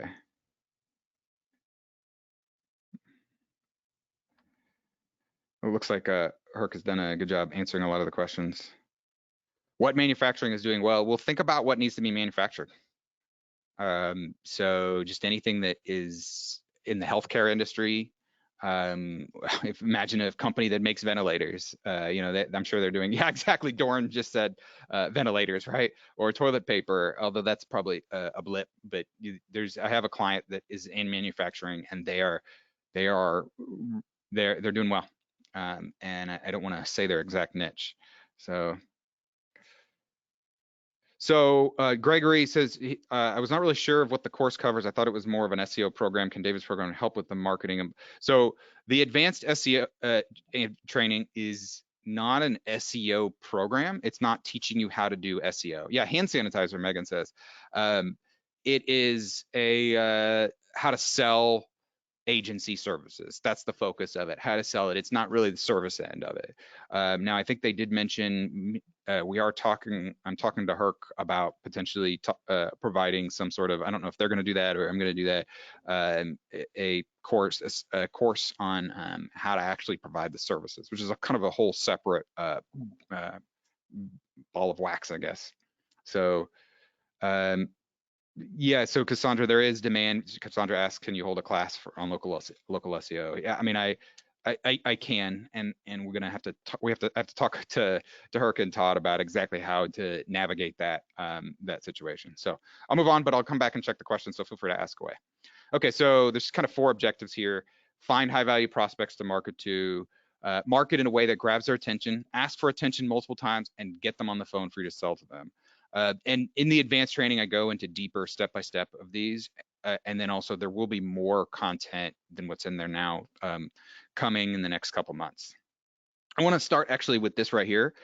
Phone calls close deals, but I don't want you to be afraid of jumping on the phone with someone because, excuse me, because when you do get on the call with them, it's like a warm call.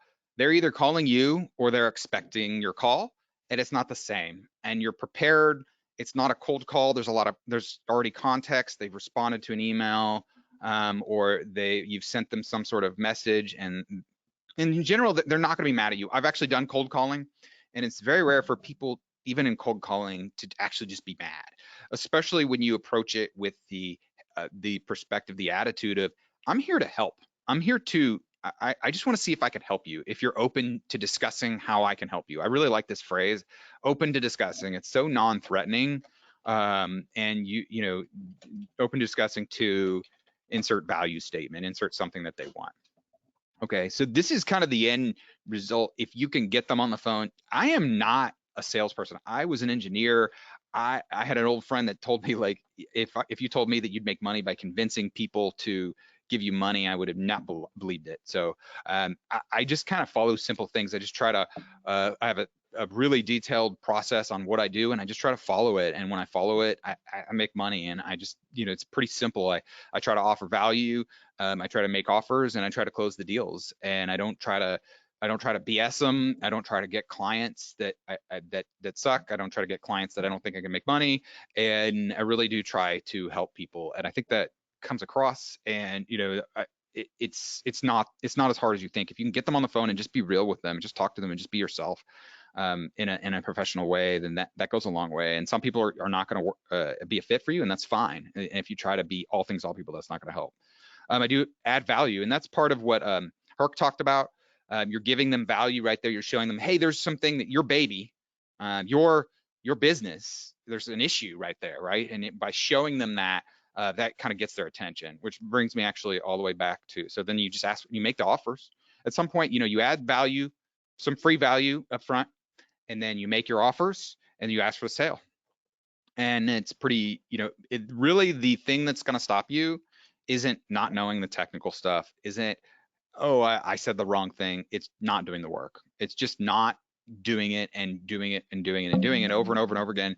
The way to success isn't, and this is from Darren Hardy, if you guys know who that is, he said it really well. It's like, it's not about doing 10,000 things really well. It's about doing 7 things 1,000 times really well, or whatever. So the idea is that you just need to do it over and over again, and you get better and better. And that's going to be your path to success, in my opinion. Let's see if I have any questions here. Let's see. Okay. It's one of the, oh, okay, hand sanitizer. Okay, upfront contract helps with cold calling.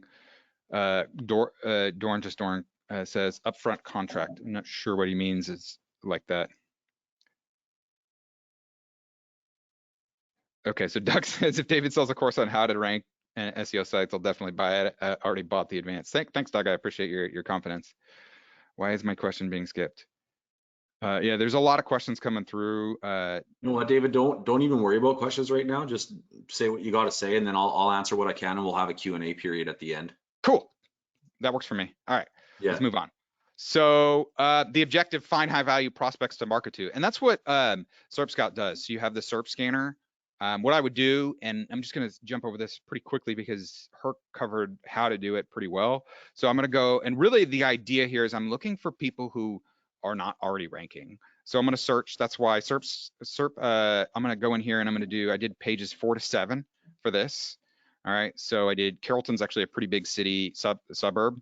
I'm going to filter this for people who have email addresses, and I'm actually going to click on these, and let's not Glassdoor. Snag a Job, no. Benchmark Electrical, not City of Carrollton, not Homekeeper. Okay, and I'm going to do send to deep analysis. All right, and the deep analysis is really good.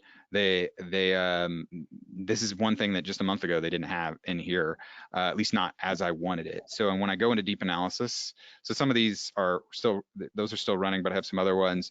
This is what you're looking for. So ranked keywords. So this is the estimated traffic, organic traffic. And I would err on the side of low here. Okay, so let's see, you should be able to, We're building a filter for that. It's not done yet, but we're going to be able to filter by, say, like, show me people with ranked keywords less than 100 traffic volume. That's coming for sure. Yeah, and I've already asked for several things in here, and they have provided it. Herc and his team and have provided it really quickly. So I really believe him that he's going to say that. That's just going to make this a little bit faster, so you can sort and filter by, okay, we want people who are not ranking very well. So 190, that's not bad. That's not very good. It could relatively, so I mean, because you don't want somebody who's, let's say, I saw somebody earlier in here who was like killing it, and it's like you don't want to contact someone like I have some sites that rank really well. People contact me like, you could rank better on Google. Well, let's say that, you know, this is actually not, I shouldn't have done this one. Let's see if I can find one. Dang, it keeps refreshing to the page. There's some other ones on here they found that are getting thousands of organic visitors a month. It's like, okay, you don't really want to contact those people. Let's go back here. Okay, so these people right here. So Hatcher Plumbing. All right, so we found them. I think you'd create a report for this. Herc showed a really great way to do the reports. He's really good at that. He brought up a really good point. Just kind of make it all about them. And in the advanced training, I talk a little bit more about like what my thought process is in that. And you know, the more you can make it about them and their business and what they're interested in, the better. Nobody cares about your business. Nobody cares about you, at least not until they get to know you and you've shown that you care about them. And that's going to get their interest. So that's going to be, you know, we found high value prospects. Also think about, you know, what niches do you pick? You don't pick a dog walker. Don't pick niches that don't make money, that have very low value per customer. Lawyers have very high value per customer, but that's as a result, they're targeted a lot. But, you know, I've made a lot of money with SEO for lawyers. It's probably the biggest niche. And there's a lot of sub niches to consider specializing in bankruptcy lawyers right now, as he showed, or there's 20 or so different sub niches within the legal the legal industry. So, you know, what I know, you know, this is kind of built around, you know, it's around Google. So I sell SEO, but I know that this works for other services. I'd leave that up to you if this works for you. You know, this is just what I know. This is what I made about, you know, over $2 million with client SEO. You know, and already ranking versus not ranking. So you can start with the SERP scanner. I'm a big fan of the TLS scanner and the YP scanner, especially to get more results with the TLS scanner. And then you can send those through deep analysis. So you just get more results. And you don't need, I can't remember who said that, I think it was Todd or Herc. You don't need, like, I think it was Herc. You don't need thousands of businesses, especially if you've targeted well. You can just get a list of 20 real businesses that you can really help and really just send them a lot of emails, send them messaging of all kinds of type. I'm going to talk about that in a second.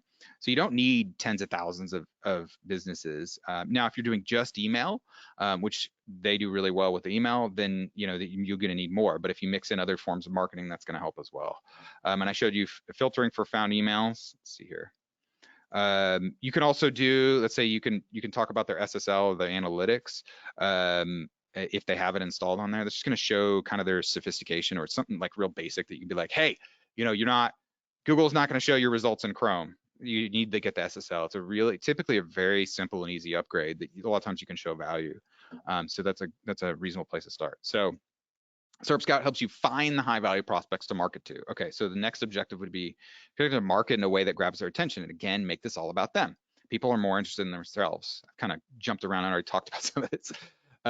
Their businesses are their babies. And the SERPscout reports that Herc showed, those are really good. And I think that they're coming with an upgrade that makes it easier to make kind of reports in bulk. To where you can build like a template for the reports, and then you can send 10 or 20 or 30 people, businesses to the report, and it'll generate a kind of a dynamic type of report, or you build the dynamic report and it generates it for multiple businesses at once. But even now, it already saves a lot of time and energy. The webcam closed by organize. Okay, so you can't see my webcam. That's fine. All right, let's see.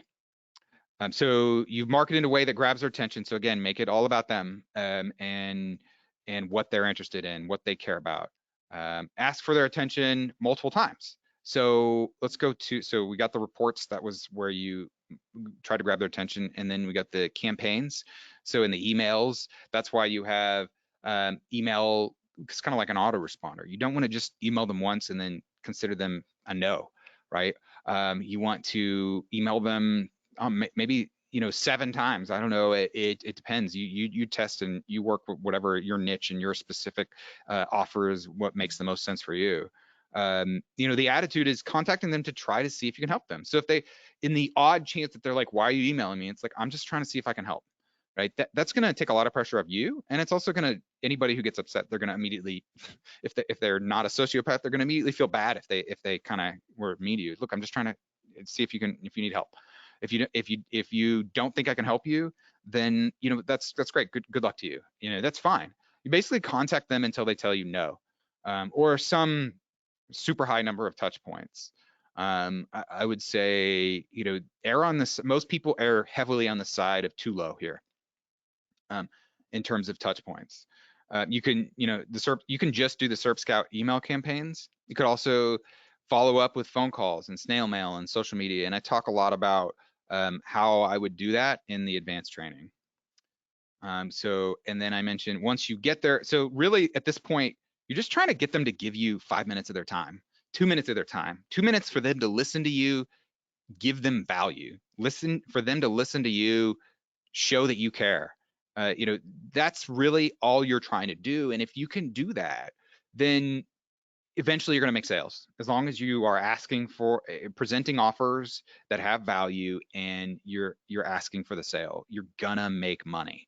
You just got to keep at it, and you're gonna get no's. Expect to get no's, but that's the way of it. You can't be. This is where people make money. This is where people make not just a little bit of money, but a lot of money. And I won't even say, like the numbers I showed before, I'm not perfect. I haven't like hit this like super hard, and I could have hit this harder, right? I spend time with my family. It's not like I work 100 hours a week. I work a pretty normal amount, and I'm able to make good money for my family. And getting started out, it's gonna be take you a little bit of time to kind of get the ball rolling. But once you get it rolling, the hardest part is the initial part. And so just get out there and just do it. Just get out there and just test, and you're going to make some mistakes, and nobody can tell you every little thing to do. Nobody can walk you through exactly how to build your own business. I can help you with a lot of the pieces, a lot of the understanding. I talk a lot about like, okay, what is it that you want to do? What is the objectives? Go into more details about this. How do you go about doing it? How would I go about doing it? But ultimately, you're going to need to get out there and you're going to need to try. You're going to need to take some chances. Fortune favors the bold. You're going to need to take some chance of being rejected. Our brains tell us, back 10,000, 20,000 years ago, if you were to like take a chance with somebody and make a fool of yourself, well, maybe you're in a tribe of 30 people and now you're the fool for the rest of your life, and it could be bad for your ability to procreate. And so as a result, there's kind of a default part of our brain that doesn't want to be exposed to that rejection. But now in a modern age, that's ridiculous. There's no, you're not going to die. You're never going to meet this person again. It doesn't matter. It's not going to hurt you. You're just going to feel bad. And if you've never done it before, your brain's going to give you resistance, but it's an irrational resistance. And you don't have to do that very many times before you start feeling, you close a couple deals and you're like, oh, cool. The more that I get rejected, the more deals I close. So hopefully that helps. Plenty of business out there to be made. Let's see, Herc's answering questions. So I don't know if Herc, you want me to jump in the questions right now, or if you have any comments that you want to make. Try to make I this. just want to add something to that. I just want to add something real quick. Whenever I get rejected, I just look at it like there must be something wrong with them. And that's okay. Or they're not fit. Maybe just like your personality is just not going to work with everybody. That's okay. That's okay. What you're offering, not everybody's going to need it. Not everybody's going to want it, but you're going to catch a good bit of people at the right time. Some people, it's just not the right time for them. But some people, they're going to be thinking about, you know what? My friend over there in a different industry is making a killing with SEO right now. You send him an email the next day. You follow it up with another email. He's like, let me give this guy a chance. He sounds like a legit person, or she sounds like a legit person. That's you just got to kind of keep at it. And some people are going to be at the right place at the right time. I want to restate too the other thing about like your point on. Let me ask the audience a question first, okay? How many of you guys are scared of picking up the phone?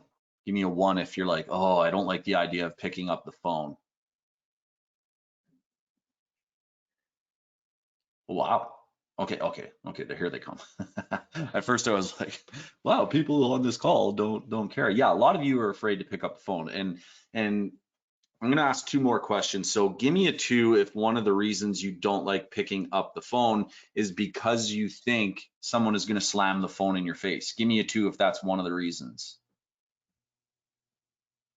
And then give me a 3 if one of the reasons you don't like picking up the phone is you feel like you're unprepared, you don't know what to say, or you don't know what to sell. And those pretty much nail it, right? Now tell me if I missed a reason, if there's another reason, okay, somebody, incompetency, I'm afraid my phone has corona, rejection, right? Yeah, a lot of it, guys, comes down to 2 things. Is number 1 is fear of rejection with people not wanting to talk to you and getting angry on the phone. And number 2 is not knowing what to say or feeling unprepared. And the thing with SERPscout, guys, is it all comes down to prospecting and how you prospect, right? So if you're providing, like, from the example of the report that I provided up front, if you're providing that, by the time your phone rings or by the time the person says, yes, I'd like to talk to you, you can erase the objection or your fear that they're going to hang up in your face, because they're either calling you because they want to talk to you, or they've given you permission to call them by supplying you with the phone number. So there's not going to be a rejection in that scenario because you led with value first, right? Then the next one is your preparedness, okay? That's the other one. I don't know how to answer these questions or whatever. Well, with SERPscanner, you should obviously have the data, right, of what's going on with this person's business. And if you guys are targeting the way that I'm kind of teaching you, you're offering to help this business based on what you sell.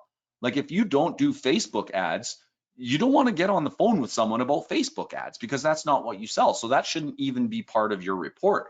But if that's your primary service, I sell Facebook ads. You're probably pretty confident to answer questions about Facebook ads. Well, that's who you should be targeting, and that's the offer you should be making on your report. So by the time the person calls you, it's because they want to talk to you, and you should be prepared because you targeted the right type of client. So does that make sense to everybody? It's about targeting, right? And offering the things that you actually sell. We're not trying to sell new services to clients. You can eventually once you become good at them, but just remember, guys, by the time that phone rings or by the time you dial that number, it's because they want to get on the phone with you. So you shouldn't be afraid at that point. You should be excited. Yeah, and I think your brain is like the fear that you have. I don't want to say that it's not real, but your brain is lying to you about what could happen. Your brain literally thinks that you're going to die in some ways. It's kind of sending you very similar signals. And I don't want to do it either. I mean, I'm not saying, and that's in the advanced training, there's a video where I actually talk about this. I talk about how I don't want to make this phone call, but I pick up the phone and you can hear the other person in the line. Okay. So you just do it. You just do it and the fear goes away. Do the thing you fear the most and the fear goes away very, very quickly. Also think about compare it to not making phone calls. You know, compare having lots of money. Think about what you want. You want a bigger house, you want a boat, you want to go on a vacation. Think about that. Think, I'm going to make this phone call so that I can go to Hawaii. Think about that. And that's going to help you. And then very quickly, all you got to do is make those first, you know, put yourself in that uncomfortable position in that first like 20 times. And then after that, it's like, oh, as Dorn says, yeah, it's not as big of a deal as your brain is kind of pointing to you doing. Let's see. There's a great question that someone asked. They said, with all the data that SERPscout gives, is there a way for us to retarget all the prospects that we're sending a report to? The answer is yes. Use a custom HTML builder block, and in the code, when you go to the code view, add your Facebook pixel or add your retargeting pixel there. Smart. And now you're retargeting based on your report. Yeah, and the more kind of avenues that you touch them from, the more likely they are to kind of take you seriously. And really, you know, you're not being a jerk by marketing to somebody. There's nothing wrong with marketing. Now, if they've told you no and to screw off and you still market them, okay, then that's not good. But you know, people are generally not going to be mad about this. They're just not going to respond. So Todd asks, if the advanced agency training covers the marketing of SEO services, then how do I learn how to implement what I'm selling? Is there an outsourcing option for the SEO stuff? Okay. Herc, I don't know. We haven't we've just started talking about this recently. It's a valid question. Yeah, people want to learn how to do SEO. Yeah, I'm gonna give right, exactly. You're learning how to sell it, and if you're just getting started, you're gonna want to learn how to fulfill it. It's gonna help with your sales to fulfill it. The best recommendation I would have right now, without like having the agreement that Herc and Todd and I have made on like a training, I think we're definitely gonna talk about it because there's a lot more demand than I thought for that. Would be to get out there and just try stuff.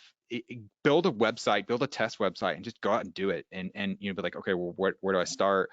Hopefully we can get something going for you to start, but just, you got to have the experience. It's like, to me, the analogy I like to give is like, I'm a big basketball fan, so Dirk Nowitzki, the Mavs, like Dirk Nowitzki teaching me how to shoot a basketball. I can't just read a book on how to shoot a basketball. I have to actually go out there and do the reps. I have to shoot a basketball 1,000 times before I can really do it.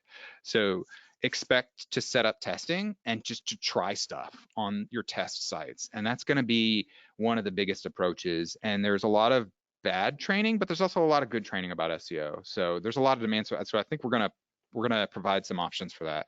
To add to that, David, in about, I think 2 weeks, guys, we're going to give you another free source of information where me and Todd are going to be teaching you about local SEO.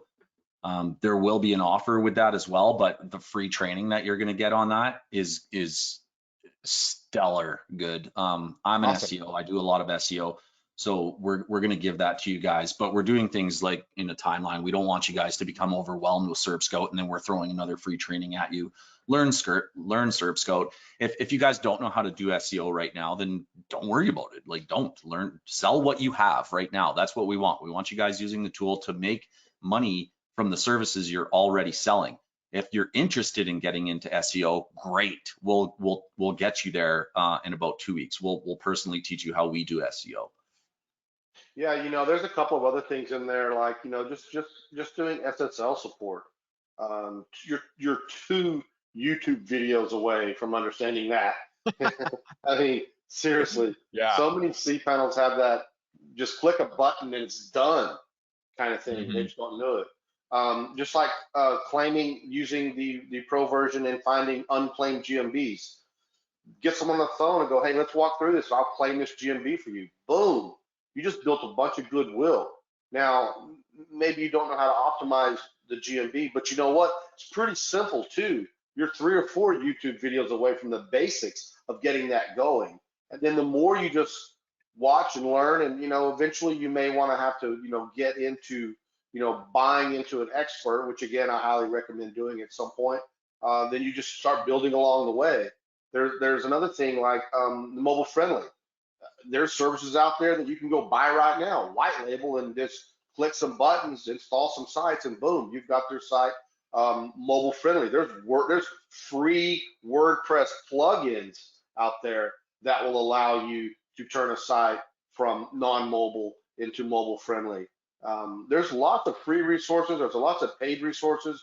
You're just a few, Google and YouTube searches away to finding the answers that you're looking for. Seriously, it takes you. You could probably learn how to make a site mobile friendly than it took you to watch Tiger King. Yeah, exactly. And I want to point out there's a business that I heard about from a friend who knows the owner of the business, and all he did was go in and for like I think it was $250 a month. He would claim the Google My Business listing and then charge them $250 or $100 or somewhere in the $100 to $250 range per month. And he got up to over $1 million a year just with doing that, just with finding businesses where they hadn't claimed it, claiming it, and then charging them a recurring income. So there's so many different ways you can go about doing this. And if you don't know what you're doing, if you don't have the technical skills, start with like what they said, what Todd and Herc said, start with something simple. Like just say, I'll just provide an SSL service and get started with that and just provide that. Yeah, just start building relationships. Just start building relationships with people in goodwill. Just come at this and just say, hey, let me do this for you. How you doing? I'm having a great day. I got some free time on my hands. I know how to do this. I see you need some help. They'd be like, oh, what? Free help? Man, this guy's cool. And then start teaching yourself some other stuff. And then whenever you learn something new, get them on an email list. When you learn something new, email them and say, hey, man, remember me? Well, check this out. Look what I learned. I noticed your site doesn't do this. And then you just take one relationship at a time. And I'm just talking about people that have never done this before, just starting out. And I know I'm speaking to a few of you that are listening to me right now because I've seen your comments. And you just have to get started a little bit at a time and do what you do know and learn as you go. And then continue to build upon those relationships and say, hey, how about we do this? And then, before you know it, you're going to have someone paying you $1,000 a month. And focus on them, focus on their needs, focus on optimizing their image, focus on getting them some good content. You can start a blog for them and then go pay someone $10, $20, or $25 to write a good article focusing on their service, their industry, targeting some keywords in their local city. Start building a blog. That blog will, if done a little bit correctly, a little on page, might start ranking, might start getting them traffic. If anything, the business owners is going to be like, wow, this guy's really providing value to my website, to my existing visitors, right? Because you really want to go after companies that already have traffic. They already are making money. They have money to spend a little bit. So if they have money to spend, that means their site's already doing something, getting traffic. And then when you start adding value to their website, then they're gonna think they're getting their money's worth, and they should be getting their money's worth. I should put it like that. Not think that they're getting their money's worth, but they are actually getting their money's worth because you're providing them value to their website, their company, and their service. So it's just thinking like that, and just building those relationships and learning along the way. Start out by getting something very free, something free, or maybe just a one-time cost for your time, $50, $100, $200. Like David just said, $250 to claim their listing, and then charging them $250 a month for what? I don't know. I think eventually you're gonna have to provide something, maybe some optimization. Like I said, you're 3 or 4 YouTube videos away from understanding the basics of any kind of optimization.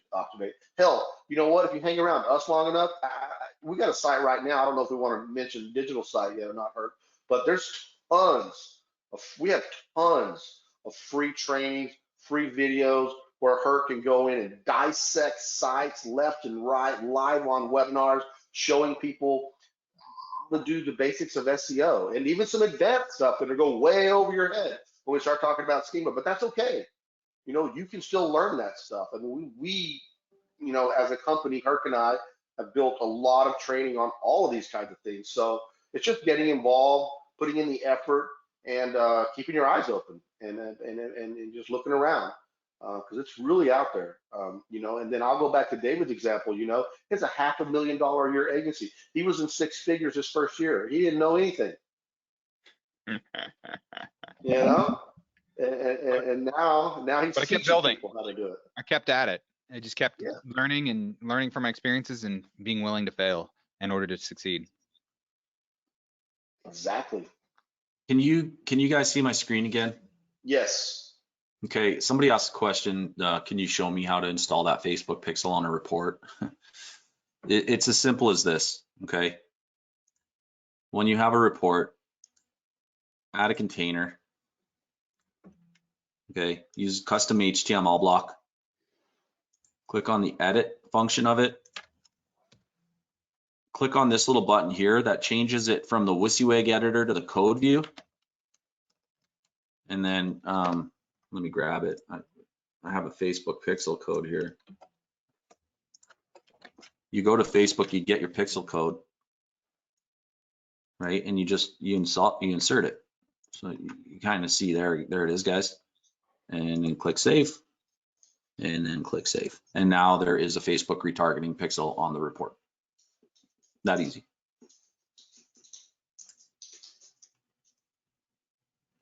Yep. There's a couple other screens I had up here. This one's related to, this is from the webinar today regarding the cold calls and the fear of cold calling. This Stephen made this comment and I grabbed it. After making over 100,000 cold calls in my life, I remember only one person hanging up on me. I called them back and they ultimately became a whale, which is kind of funny. But we're not even cold calling here. This is warm calling.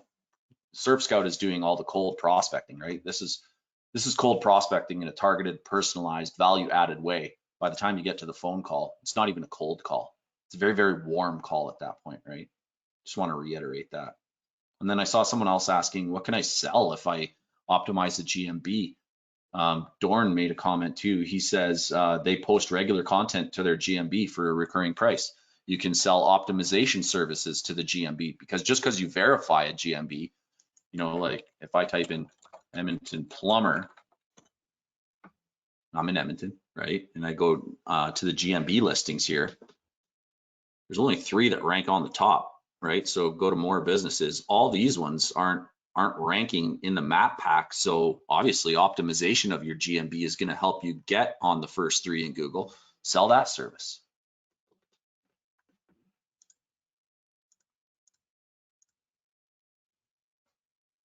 Somebody asked, what does the email campaign show as far as data? So once you're sending emails, guys, I didn't show this, so I will again. Once you're sending the emails, they go into this section here called live campaigns.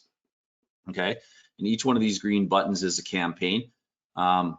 This one is, for instance, a 3 email campaign, the identity, when it ran last and stuff like that. And then the data that we're showing is the emails that were sent. So we can see email 1, 2, and 3 has been sent. All 3 emails have been opened. So we track the open rates of each of the emails, as well as if there was a link to the report in the email, if it was clicked on for every email. So this campaign is going out to these 5 clients. These 3 emails are going out to these 5 clients, and we're tracking everything on that.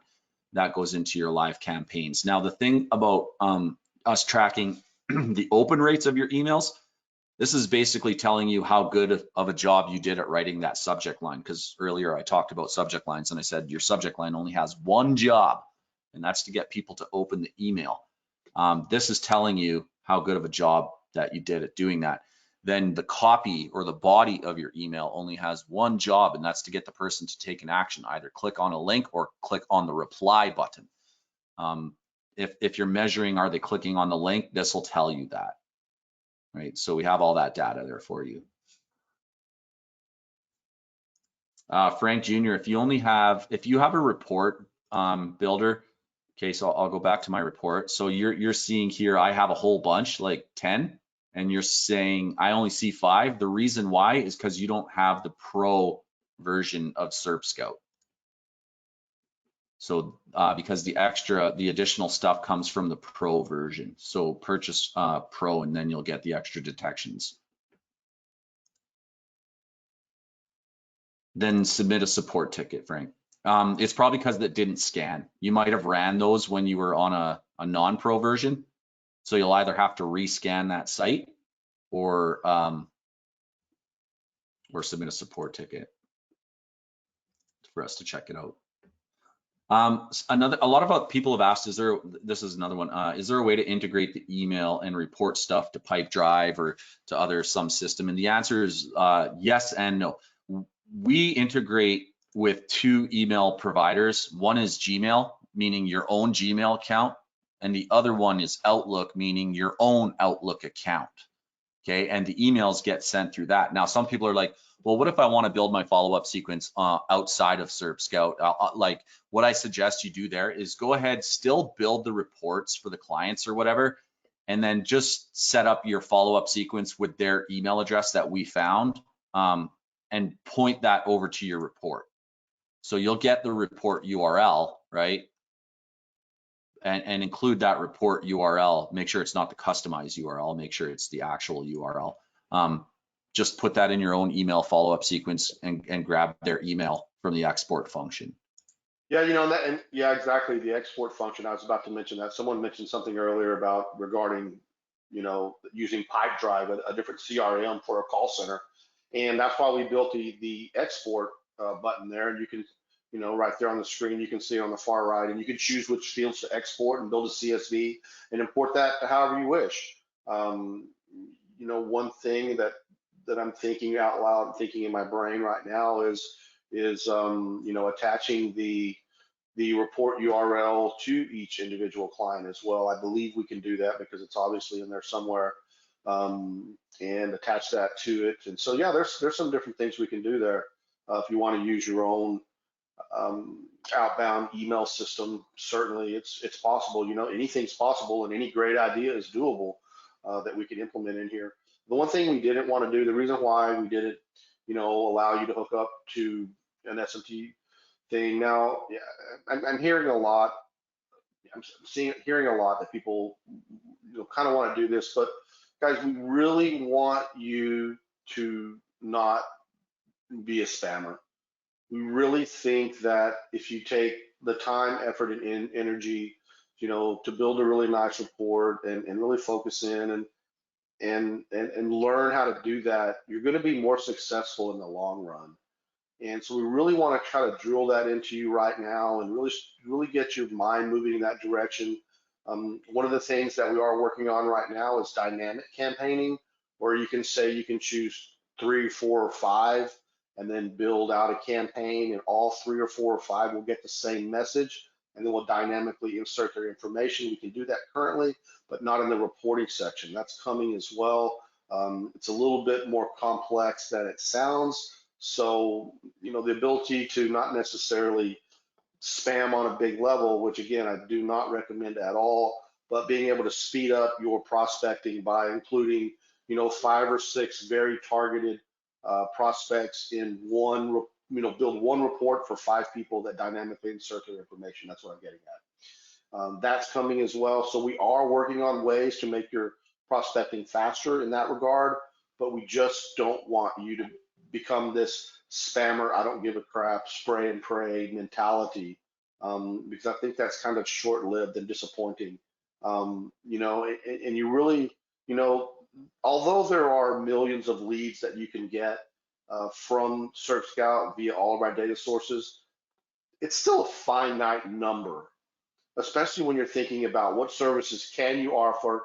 You're targeting them, and you don't want to shoot your shot and miss on all of them, and then try to come back around later, and you've already kind of been messing with them, so to speak, and then they become like, I'm not talking to that guy because he's already kind of acting like a fool, so to speak. Does anybody understand what I'm saying there? I'm just trying to be. Yeah, quality over quantity. Yeah, that's. You really want to do your work like up front. It doesn't take you. It took me 20 minutes to build a report that's so special and so, I only need to target like 10 people with a report this good before I'm on the phone with someone. I don't need to do a shitty one to 1,000 people. I need to do an amazing one to 10 people. Yeah, and then when you do pick up the phone and call them, you can be like, hey, did you see the report I made for you? and they may say, oh yeah, that was pretty good. Or they'll say, what report? What do you mean? Well, let me show you. What's your email? Here you go. And then they go and look at it and they go, wow, this guy put in some thought and effort into my business. And that's pretty cool. And I show you exactly very similar, me doing that exact thing in the advanced SEO training, me calling them up and basically being like, did you get what I sent you? It's like a starting point for a conversation. It's a very warm call. It's like, did you get us? Oh, well, no, or yes. Yeah, I've already worked for you for free because I'm interested in helping you. And when you come at someone from that position, they're not going to hang up on you. Number one, they're going to be thankful because look, what if someone did that to you? Put yourself in that situation. You'd be appreciative, right? I mean, you're human. You're a nice person. You're a good human being. That's the same way you would react. But now if someone just spammed you to death, and you'd be like, I ain't talking to that guy. You know, he doesn't care. So we really want Somebody you to just get asked. Go ahead. Sorry, go ahead. No, I'm done. I'm kind of getting on soapbox. Somebody just asked if there's a way for people to unsubscribe if you're on an email sequence where maybe you write 10 follow-ups. I don't know. It's up to you, right? But is there a way for people to unsubscribe? You can stop them or delete them. So if you want to stop the whole campaign for everybody, just click the stop button, and then this little button here, this means this one's completed. This means this one's stopped, right? And then the other thing you can do is if you just want to remove this guy, you just click delete, and now that guy's removed from that campaign. That does bring up a good point, though, and that is something that I have been thinking about this past week. Since we built in this multi-campaign system, which this is pretty new, y'all. This came in probably about 2 weeks ago. This was completed.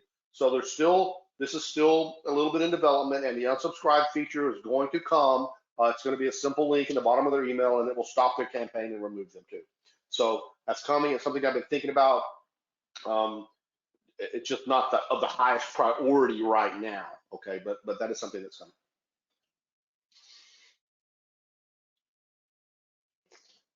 This happened in private, but I want to read it into the webinar. So somebody said, so meaning what you meant to say is like, instead of just sending a mass email, personally compose a report for them that is very personalized, so they will open it through and thus create a relationship. And that is the reason of manual creating a report. And the answer is that I said to him is yes, people hate mass shit, but they love themselves and their businesses. So make it about them and their business. If I send this to Marilyn and I get her to open it, she's never going to seen something like this before, right? Unless people are out there custom building their own landers and stuff like that. But most people don't have or have been thinking of like this, right? To like target people like this. And what Dorn said, yeah, and it just looks awesome. Like when she gets here, like she's never going to seen a report like this. The chances that she's seen a report like this are so low. And the unspoken message here is professionalism to her, right? So it's personalized, it's good looking, it's helpful, and it's offering something of a lot of value for free and no risk. And I'll keep saying that to you guys again, again, and again. Personalize it, add value to it, you know, give out information. And that's how you score quality deals with less contacting.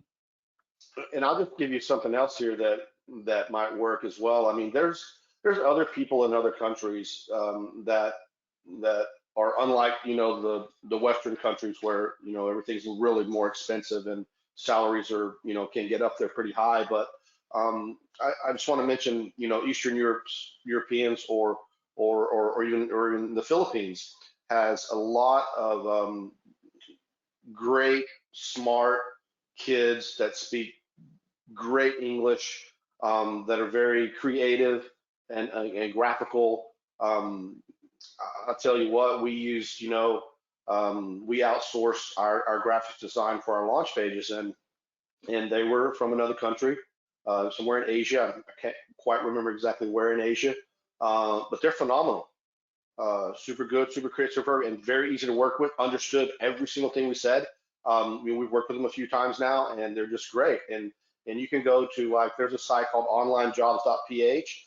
There's Upwork, there's freelance, and you can find some kids out there, you know, in their 20s and 30s that are just looking for, you know, a pretty minimal wage, a very, very competitive range that's not going to cost you a whole lot of money to get someone to help you build these reports. Once you train them, once you establish a relationship with them, once you figure out you can work with them and communicate with them, and they don't have a lot of internet problems, you know, you got to watch out for that one a little bit.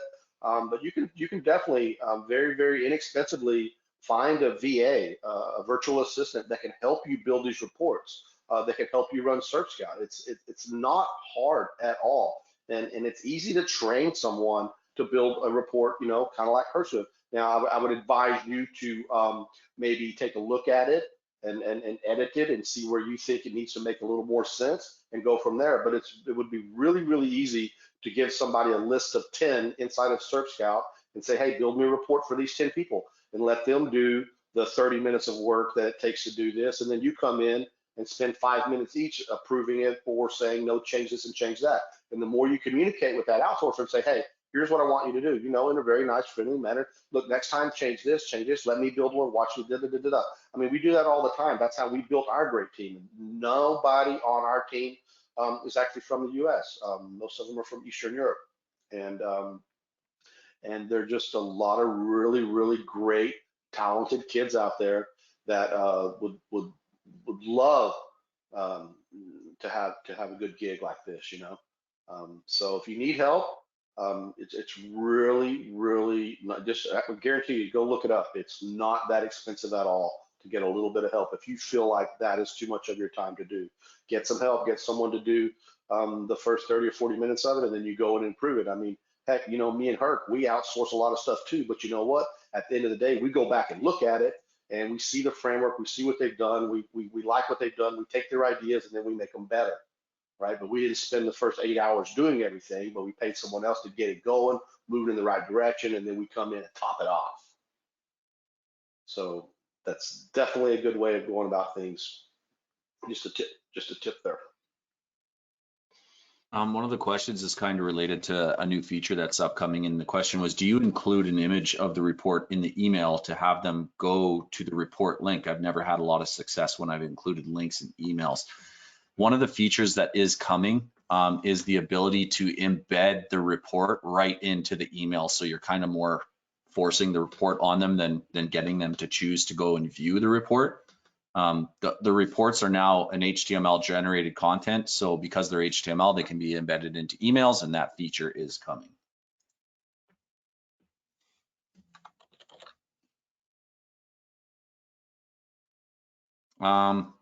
Another question about credits. Okay. The credits that you guys bought when you went through the funnel, like when you bought like SERPscout for whatever price it was, because we're going up by $2 every day during this launch. And you got 100 credits typically. Those credits are in your account and forever. If you hover over credits, you'll see two types of credits. Credits and then monthly credits. Now the difference between credits and monthly credits are the credits that you see up here are non-expiring credits. They are in your account until you use them up. Monthly credits is an offer that we offered you guys in the funnel, where if you're going to be prospecting a lot and you want to get like a really solid value for your credits, we offer 2 packages of 100 or 250 credits per month that are auto topped up every month. Those credits do expire, but they're also auto topped up every month. We wanted to give people both options. Some people just like having a recurring subscription and having credits in their account at all times. Others like to use up their very last credit and then go buy more. So credits on the top level never expire until you use them up. Credits on the bottom level are monthly auto refills, and they don't carry over. They just auto refill every month. It's up to you which way you want to go. So Bill, as a Pro subscriber, do the credits expire each month? Pro isn't part of a credit system. Pro is just additional features. So that it's not really, you got 50 additional credits if you bought Pro, those don't expire. Woody, I kind of already answered, that's a feature suggestion. So if you guys have like any questions about, or sorry, any feature suggestions, like I see a few people asking for sub-user accounts so you can have your VAs log in. Right now, we don't have sub-user accounts for VAs. You have to just give them your access. But if you'd like to see a new feature, click the leave us a feedback button, select suggest a feature, and then tell us what the feature is that you want, but more importantly, why you want it. How are you going to use it? That's important for us to know, right? Don't just say, can you guys add, check for PPC campaigns? That doesn't really give us any insight as to why that's an important feature to you. So tell us both. Tell us what you want, but more importantly, tell us why you want it. Give us some insight. How are you going to use it?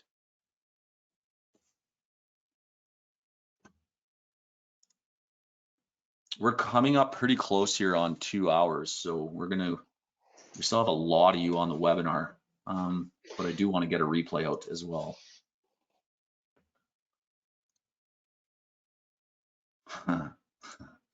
Jordan, you're such a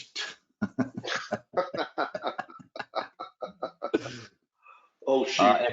if you missed the opportunity for monthly credits, I'll put that link. I'll put the link for all features right now, guys, into your. I mean, the easiest way is if you're logged in and you want Pro, click on any of the Pro features, will take you to the sales page. If you click on any of the SS lead sources, we'll take you to that sales page. If you want David's training, click on Advanced, it'll take you to that sales page. But I'm going to give you guys all the links right now. So give me a few seconds here and I'll type them out and send them to you. Yeah, and I believe someone's asking about including the report in the email, and yes, that's doable. Herc's away from the screen right now at the moment, typing in some links into your chat box for those of you that want to go there directly. But there is a checkbox in the campaign feature that says include report. All right, so it extrapolates all the information, the HTML from the report that you built, and wraps it up and sends it into the email as well. I don't know, some people say they don't click on the links, but whenever I see an email with an attachment from someone I don't know or I'm not expecting, I do not open that, right? That's usually a virus. So that can be a little bit touchy in my opinion. But I guess whenever you're creating your email, we have some templates in there of various services that you can offer already. But you're free to customize that email per business as much as you like and include, as much information in a non-HTML way in that email. Or, like I said, there is a checkbox that it says include report with the email. So you can do that as well. Do them both, include the report URL and then attach it as well. So either way.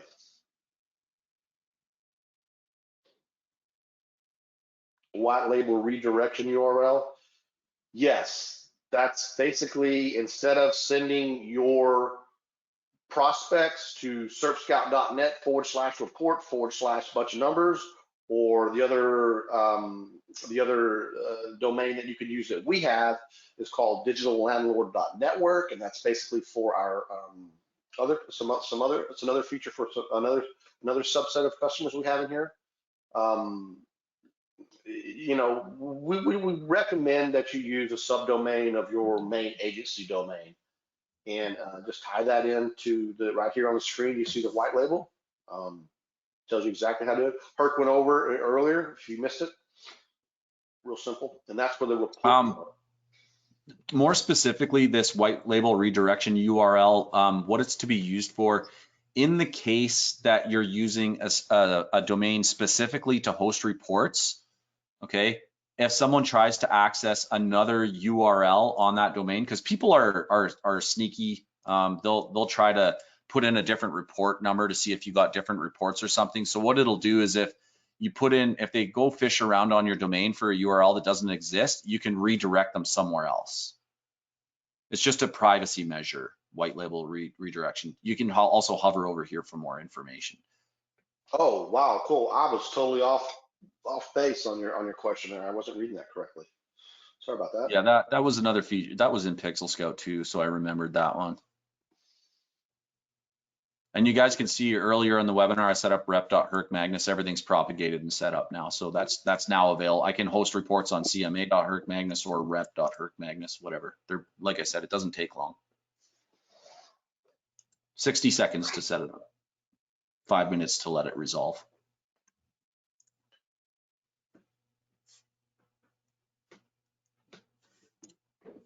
prospect's name and adding it to the email. Prospect's name is a little bit difficult.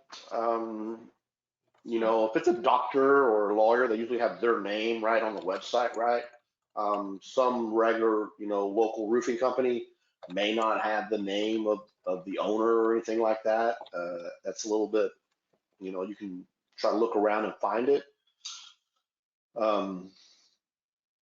And who's gonna be reading the email? You know, sometimes it's someone else, not the actual owner. So, but if you can find it, it surely doesn't hurt. It just takes the extra effort to drop it in there. But sometimes it's in the URL in the description that it's right there on the page in front of you. Sometimes you have to go to the site itself and find it.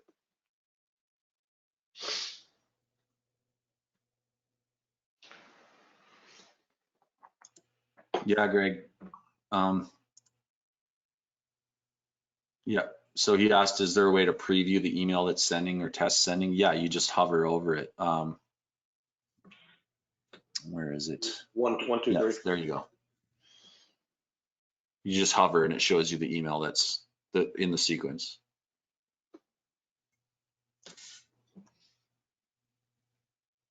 You can go back. Yeah, watch the replays again. There's a lot of people that are like, oh shit, that's a lot of info. Yeah, watch the replay. Like I said, and Todd said, the training videos for each section will be coming. And once again, the reason they're not there right now, well, because we're in launch, we're getting a lot of feature suggestions. We're taking all of them into consideration. So we're adding new things, we're moving things around to make sure that the UI is super simple and easy to use. This software doesn't look today like it did 2 weeks ago. So if we shoot a bunch of training videos and then move shit around, that doesn't help anybody. So we're waiting until we have a very stable version of the software where things aren't really going to move around that much. And then the training videos will be added. We'll probably start that process next week. But that's also why we held this webinar, to kind of give you an idea of, like, it's very simple, right? Like the process, you do a scan, you filter, you build a report, you write an email and you send it, right? It should be pretty simple, and you should, from this webinar, have enough information to get up and running using the software. And then let the curiosity kill your cat as well, guys. Like, don't just wait around for us to hand feed you like how every little feature works. Start playing around. You're going to become better at this software by using it than by listening to someone talk about it. Okay. Yeah. So like, go play. You have a new toy, play with it. And if you let your mind wander and be creative, you might come up with a better way to do it than we do. I mean, if you just take our opinion right out of the gate, then your mind goes, okay, I'm just gonna do it that way. But, you know, and a lot of times whenever you just let your own mind think about all the moving parts and how you want to put them together, sometimes it's better. You never know.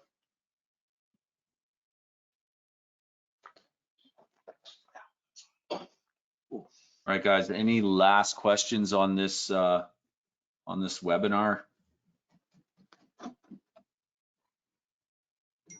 Hopefully we got everybody's main questions answered, but if you still have a burning question, now is the time. We are going to be closing it down soon so that we can get the replay out to you all. Yeah. Oh yes, credit giveaway on the webinar. Let's do that. Oh, I forgot. That's right. Thanks for the reminder. That's why you're here. That's why you stayed for 2 hours. Where's my free credit? All right, here we go. Yeah, let's do that. Let's do that. Oh wow, that was a fast 2 hours, actually, 2.5. Well, actual presentation, 2 hours and 20 minutes. And I only talked for about half an hour total, so you guys can't blame me for being long. That was half an hour. And Hurricane David and one of the big talkers. I remember when I was doing my little intro, somebody was commenting, yeah, shut up, let's get on with it. And I'm like, hey, give me my 20 minutes. And I'm not going to talk anymore. No, I did chime in more than I normally do. All right, guys, here's how the credit contest works. It's very, very simple. Don't do it yet, but I'm going to ask you guys, for one number, okay? We can see your comment and we can see your timestamp. So you each get one guess. If you guess twice, we're gonna take your first guess only. We're gonna do the 10 credit giveaway first. And all you have to do to enter is type in a number between 1 and 199 right now. The person who gets it closest will win. If multiple people guess the right number, you'll both win. I would like to submit pi. Pi. No decimals. We round that down to 3. One guess, one number between 1 and 199. Wow, there is a lot of numbers coming in. Wow, I'm glad you chose between 1 and 199. Yes. We could have multiple winners here. I'm going to organize by numbers. Are we done? Are we done? I don't know. It looks Five. like We're going to give you 5 more seconds to enter your guess. Okay. 5, 4, 3, 2, 1. that's it. The number is 47. 47. Sort it out. I'm not even going to try and scroll up on that. We have only 147 by Frank Jr. Victor, your number came in after. We're obviously in tune to that. You guys, come on. Frank's the only one, Answer huh? after One the winner? ask. Frank Jr. Frank, can you send a support? I'm going to write our support email in your comment or our support URL.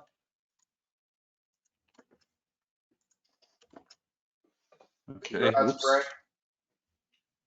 You just scored 100 more businesses to analyze. Okay, Frank, there you go. I sent you the link to our URL to our support desk. Let them know you won 10 SERPscout credits on the webinar.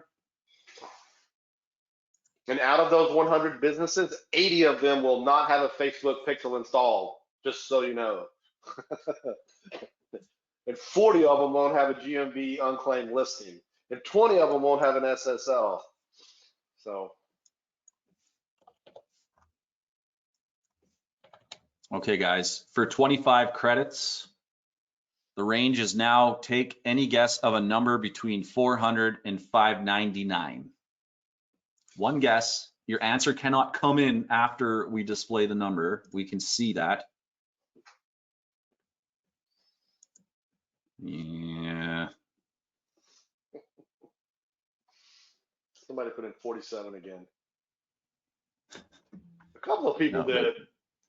The number that you have to guess has to be between 400 and 599. Yeah, I see some 2-digit numbers here, guys. That's okay. If you want to guess 2-digit numbers, you just won't win, that's all. We'll give you a chance to redo your guess once. Between 400 and 599. Okay, get them in. We're going to go 5, 4. Thomas, put in the right number. 3, 2, 1. Okay. 562. 562. Hedge waited again for the very last. He has the last one twice on both rounds.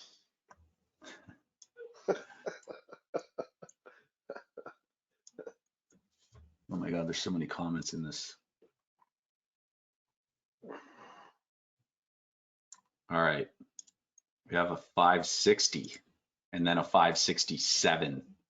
So 560 is closer. 560. There's no rule about going over. So Thomas Monahan, 25 credits.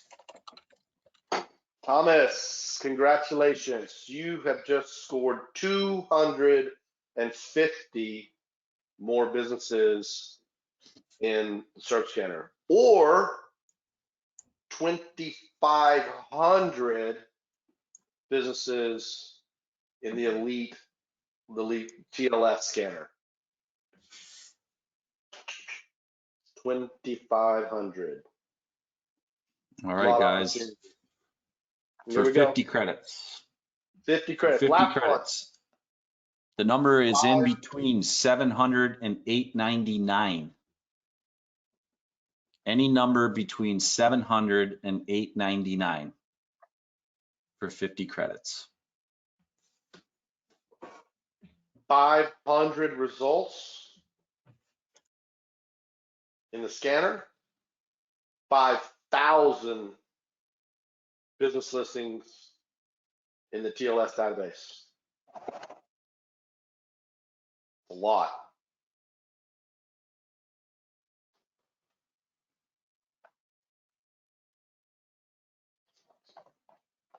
All right, 5, 4, 3, 2, 1. Ed just laughed again. 726. We have two guys at 725. Oh. Ashley Roostrance and Yvette Paper, rock, scissors. both win 50 credits. I'm so happy that our big prize went to two people. Yeah, that's super cool. 2 women, it sounds Okay. like, too. We got 2 of them, yeah. Congratulations. Here you go, Yvette. Thanks for playing. And this is something we like to do on all our webinars. It helps, you know, it's fun, and get some more attendees here, so you can learn some more. So we want to do them live. You got to be here live, obviously. But yeah, expect some more chances to win in the future. We like to give away credits. We have some other softwares and things like that that also run on credits. I don't know if you guys have heard the explanation on the video game reference to why we use credits. I just think it's more fair.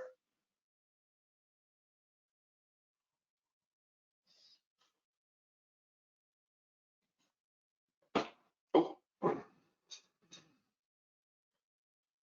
All right, well, that just about wraps it up, guys. I think that's going to be it. That was a good 2.5 hour webinar, and a great one, a great initial SERPscout customer appreciation webinar.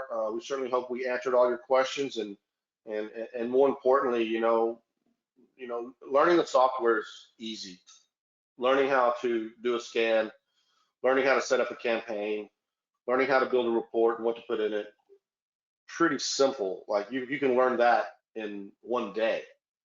But one of the things that I think is super important is mindset, and how you think about what this opportunity means to you, and how are you going to attack it? How are you going to use this to make a difference in your business, in your life, whether you have a successful agency or whether or not you're just now starting out? This is a super duper tool that can go out and find businesses in need. They need your help. And when you offer to help those businesses, you're going to see a big change in your life and their lives as well, providing them with more traffic, more conversions, more leads, and they're going to pay you for it. So I hope that we kind of gave you enough examples and talked about our businesses and our lives, and the things that we've done. And we're not superhuman by any means. We're just normal, average guys with families and priorities other than just business all the time. We're just like you, and we take some leaps out there, and we do some things that may be a little bit uncomfortable at times. I know I have in my life. I've done some things that I had no idea exactly what I was doing, but it tends to work out. And David took a leap of faith on himself as well. Herc's done the same thing. You guys, Herc never talks about too much about his backstory and some of the things that he's gone through, and where he's been at different points in his life, and where he's come.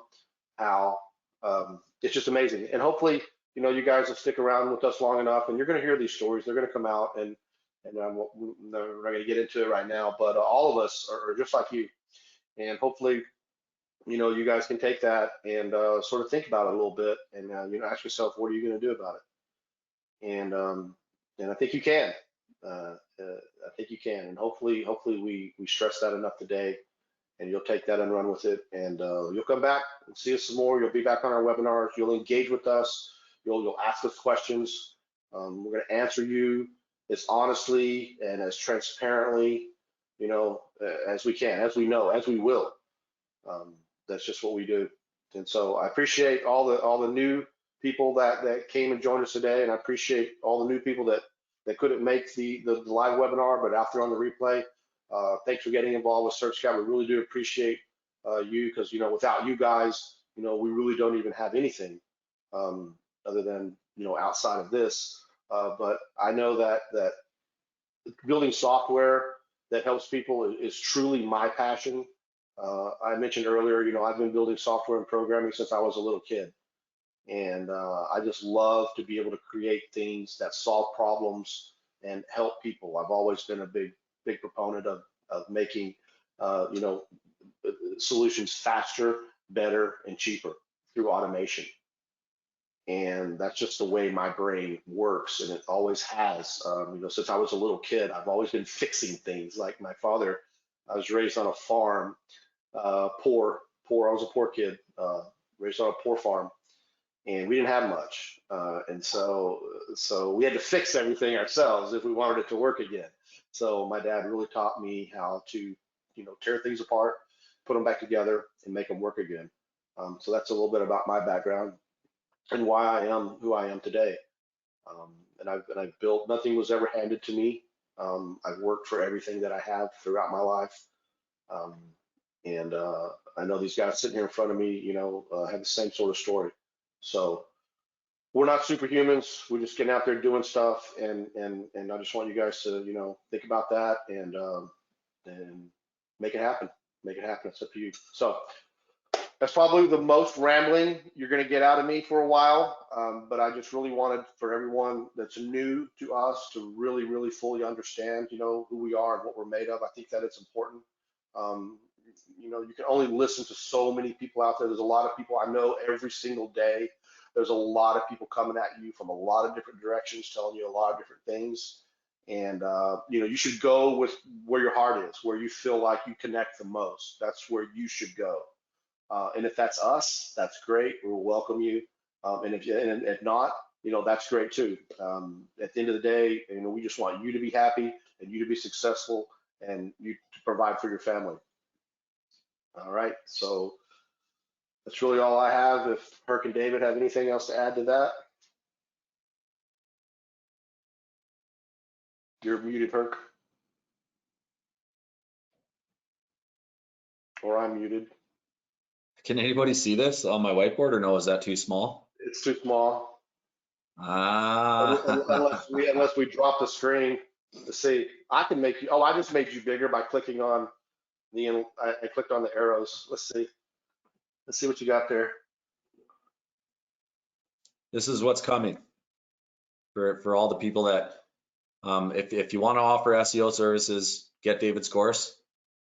And you guys are talking about how do we do SEO? There's my whiteboard. This is my own personal notes for training like VAs and shit, but like we do have something coming for you guys that will be free in a little while, and I'm going to teach you my methods of SEO, how to do it, and especially in local markets. If you like today's webinar, you'll love those ones. So it's coming, but we'll announce it when it's coming. Just it'll be there. There's more to it than just what you bought for 40 bucks or for 150 bucks if you bought it all or whatever. We'll make sure to treat you guys really good.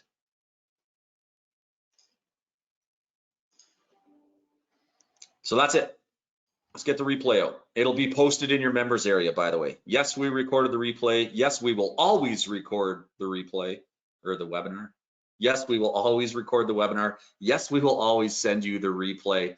Whitelist at SERPscout.net, so you're getting our emails.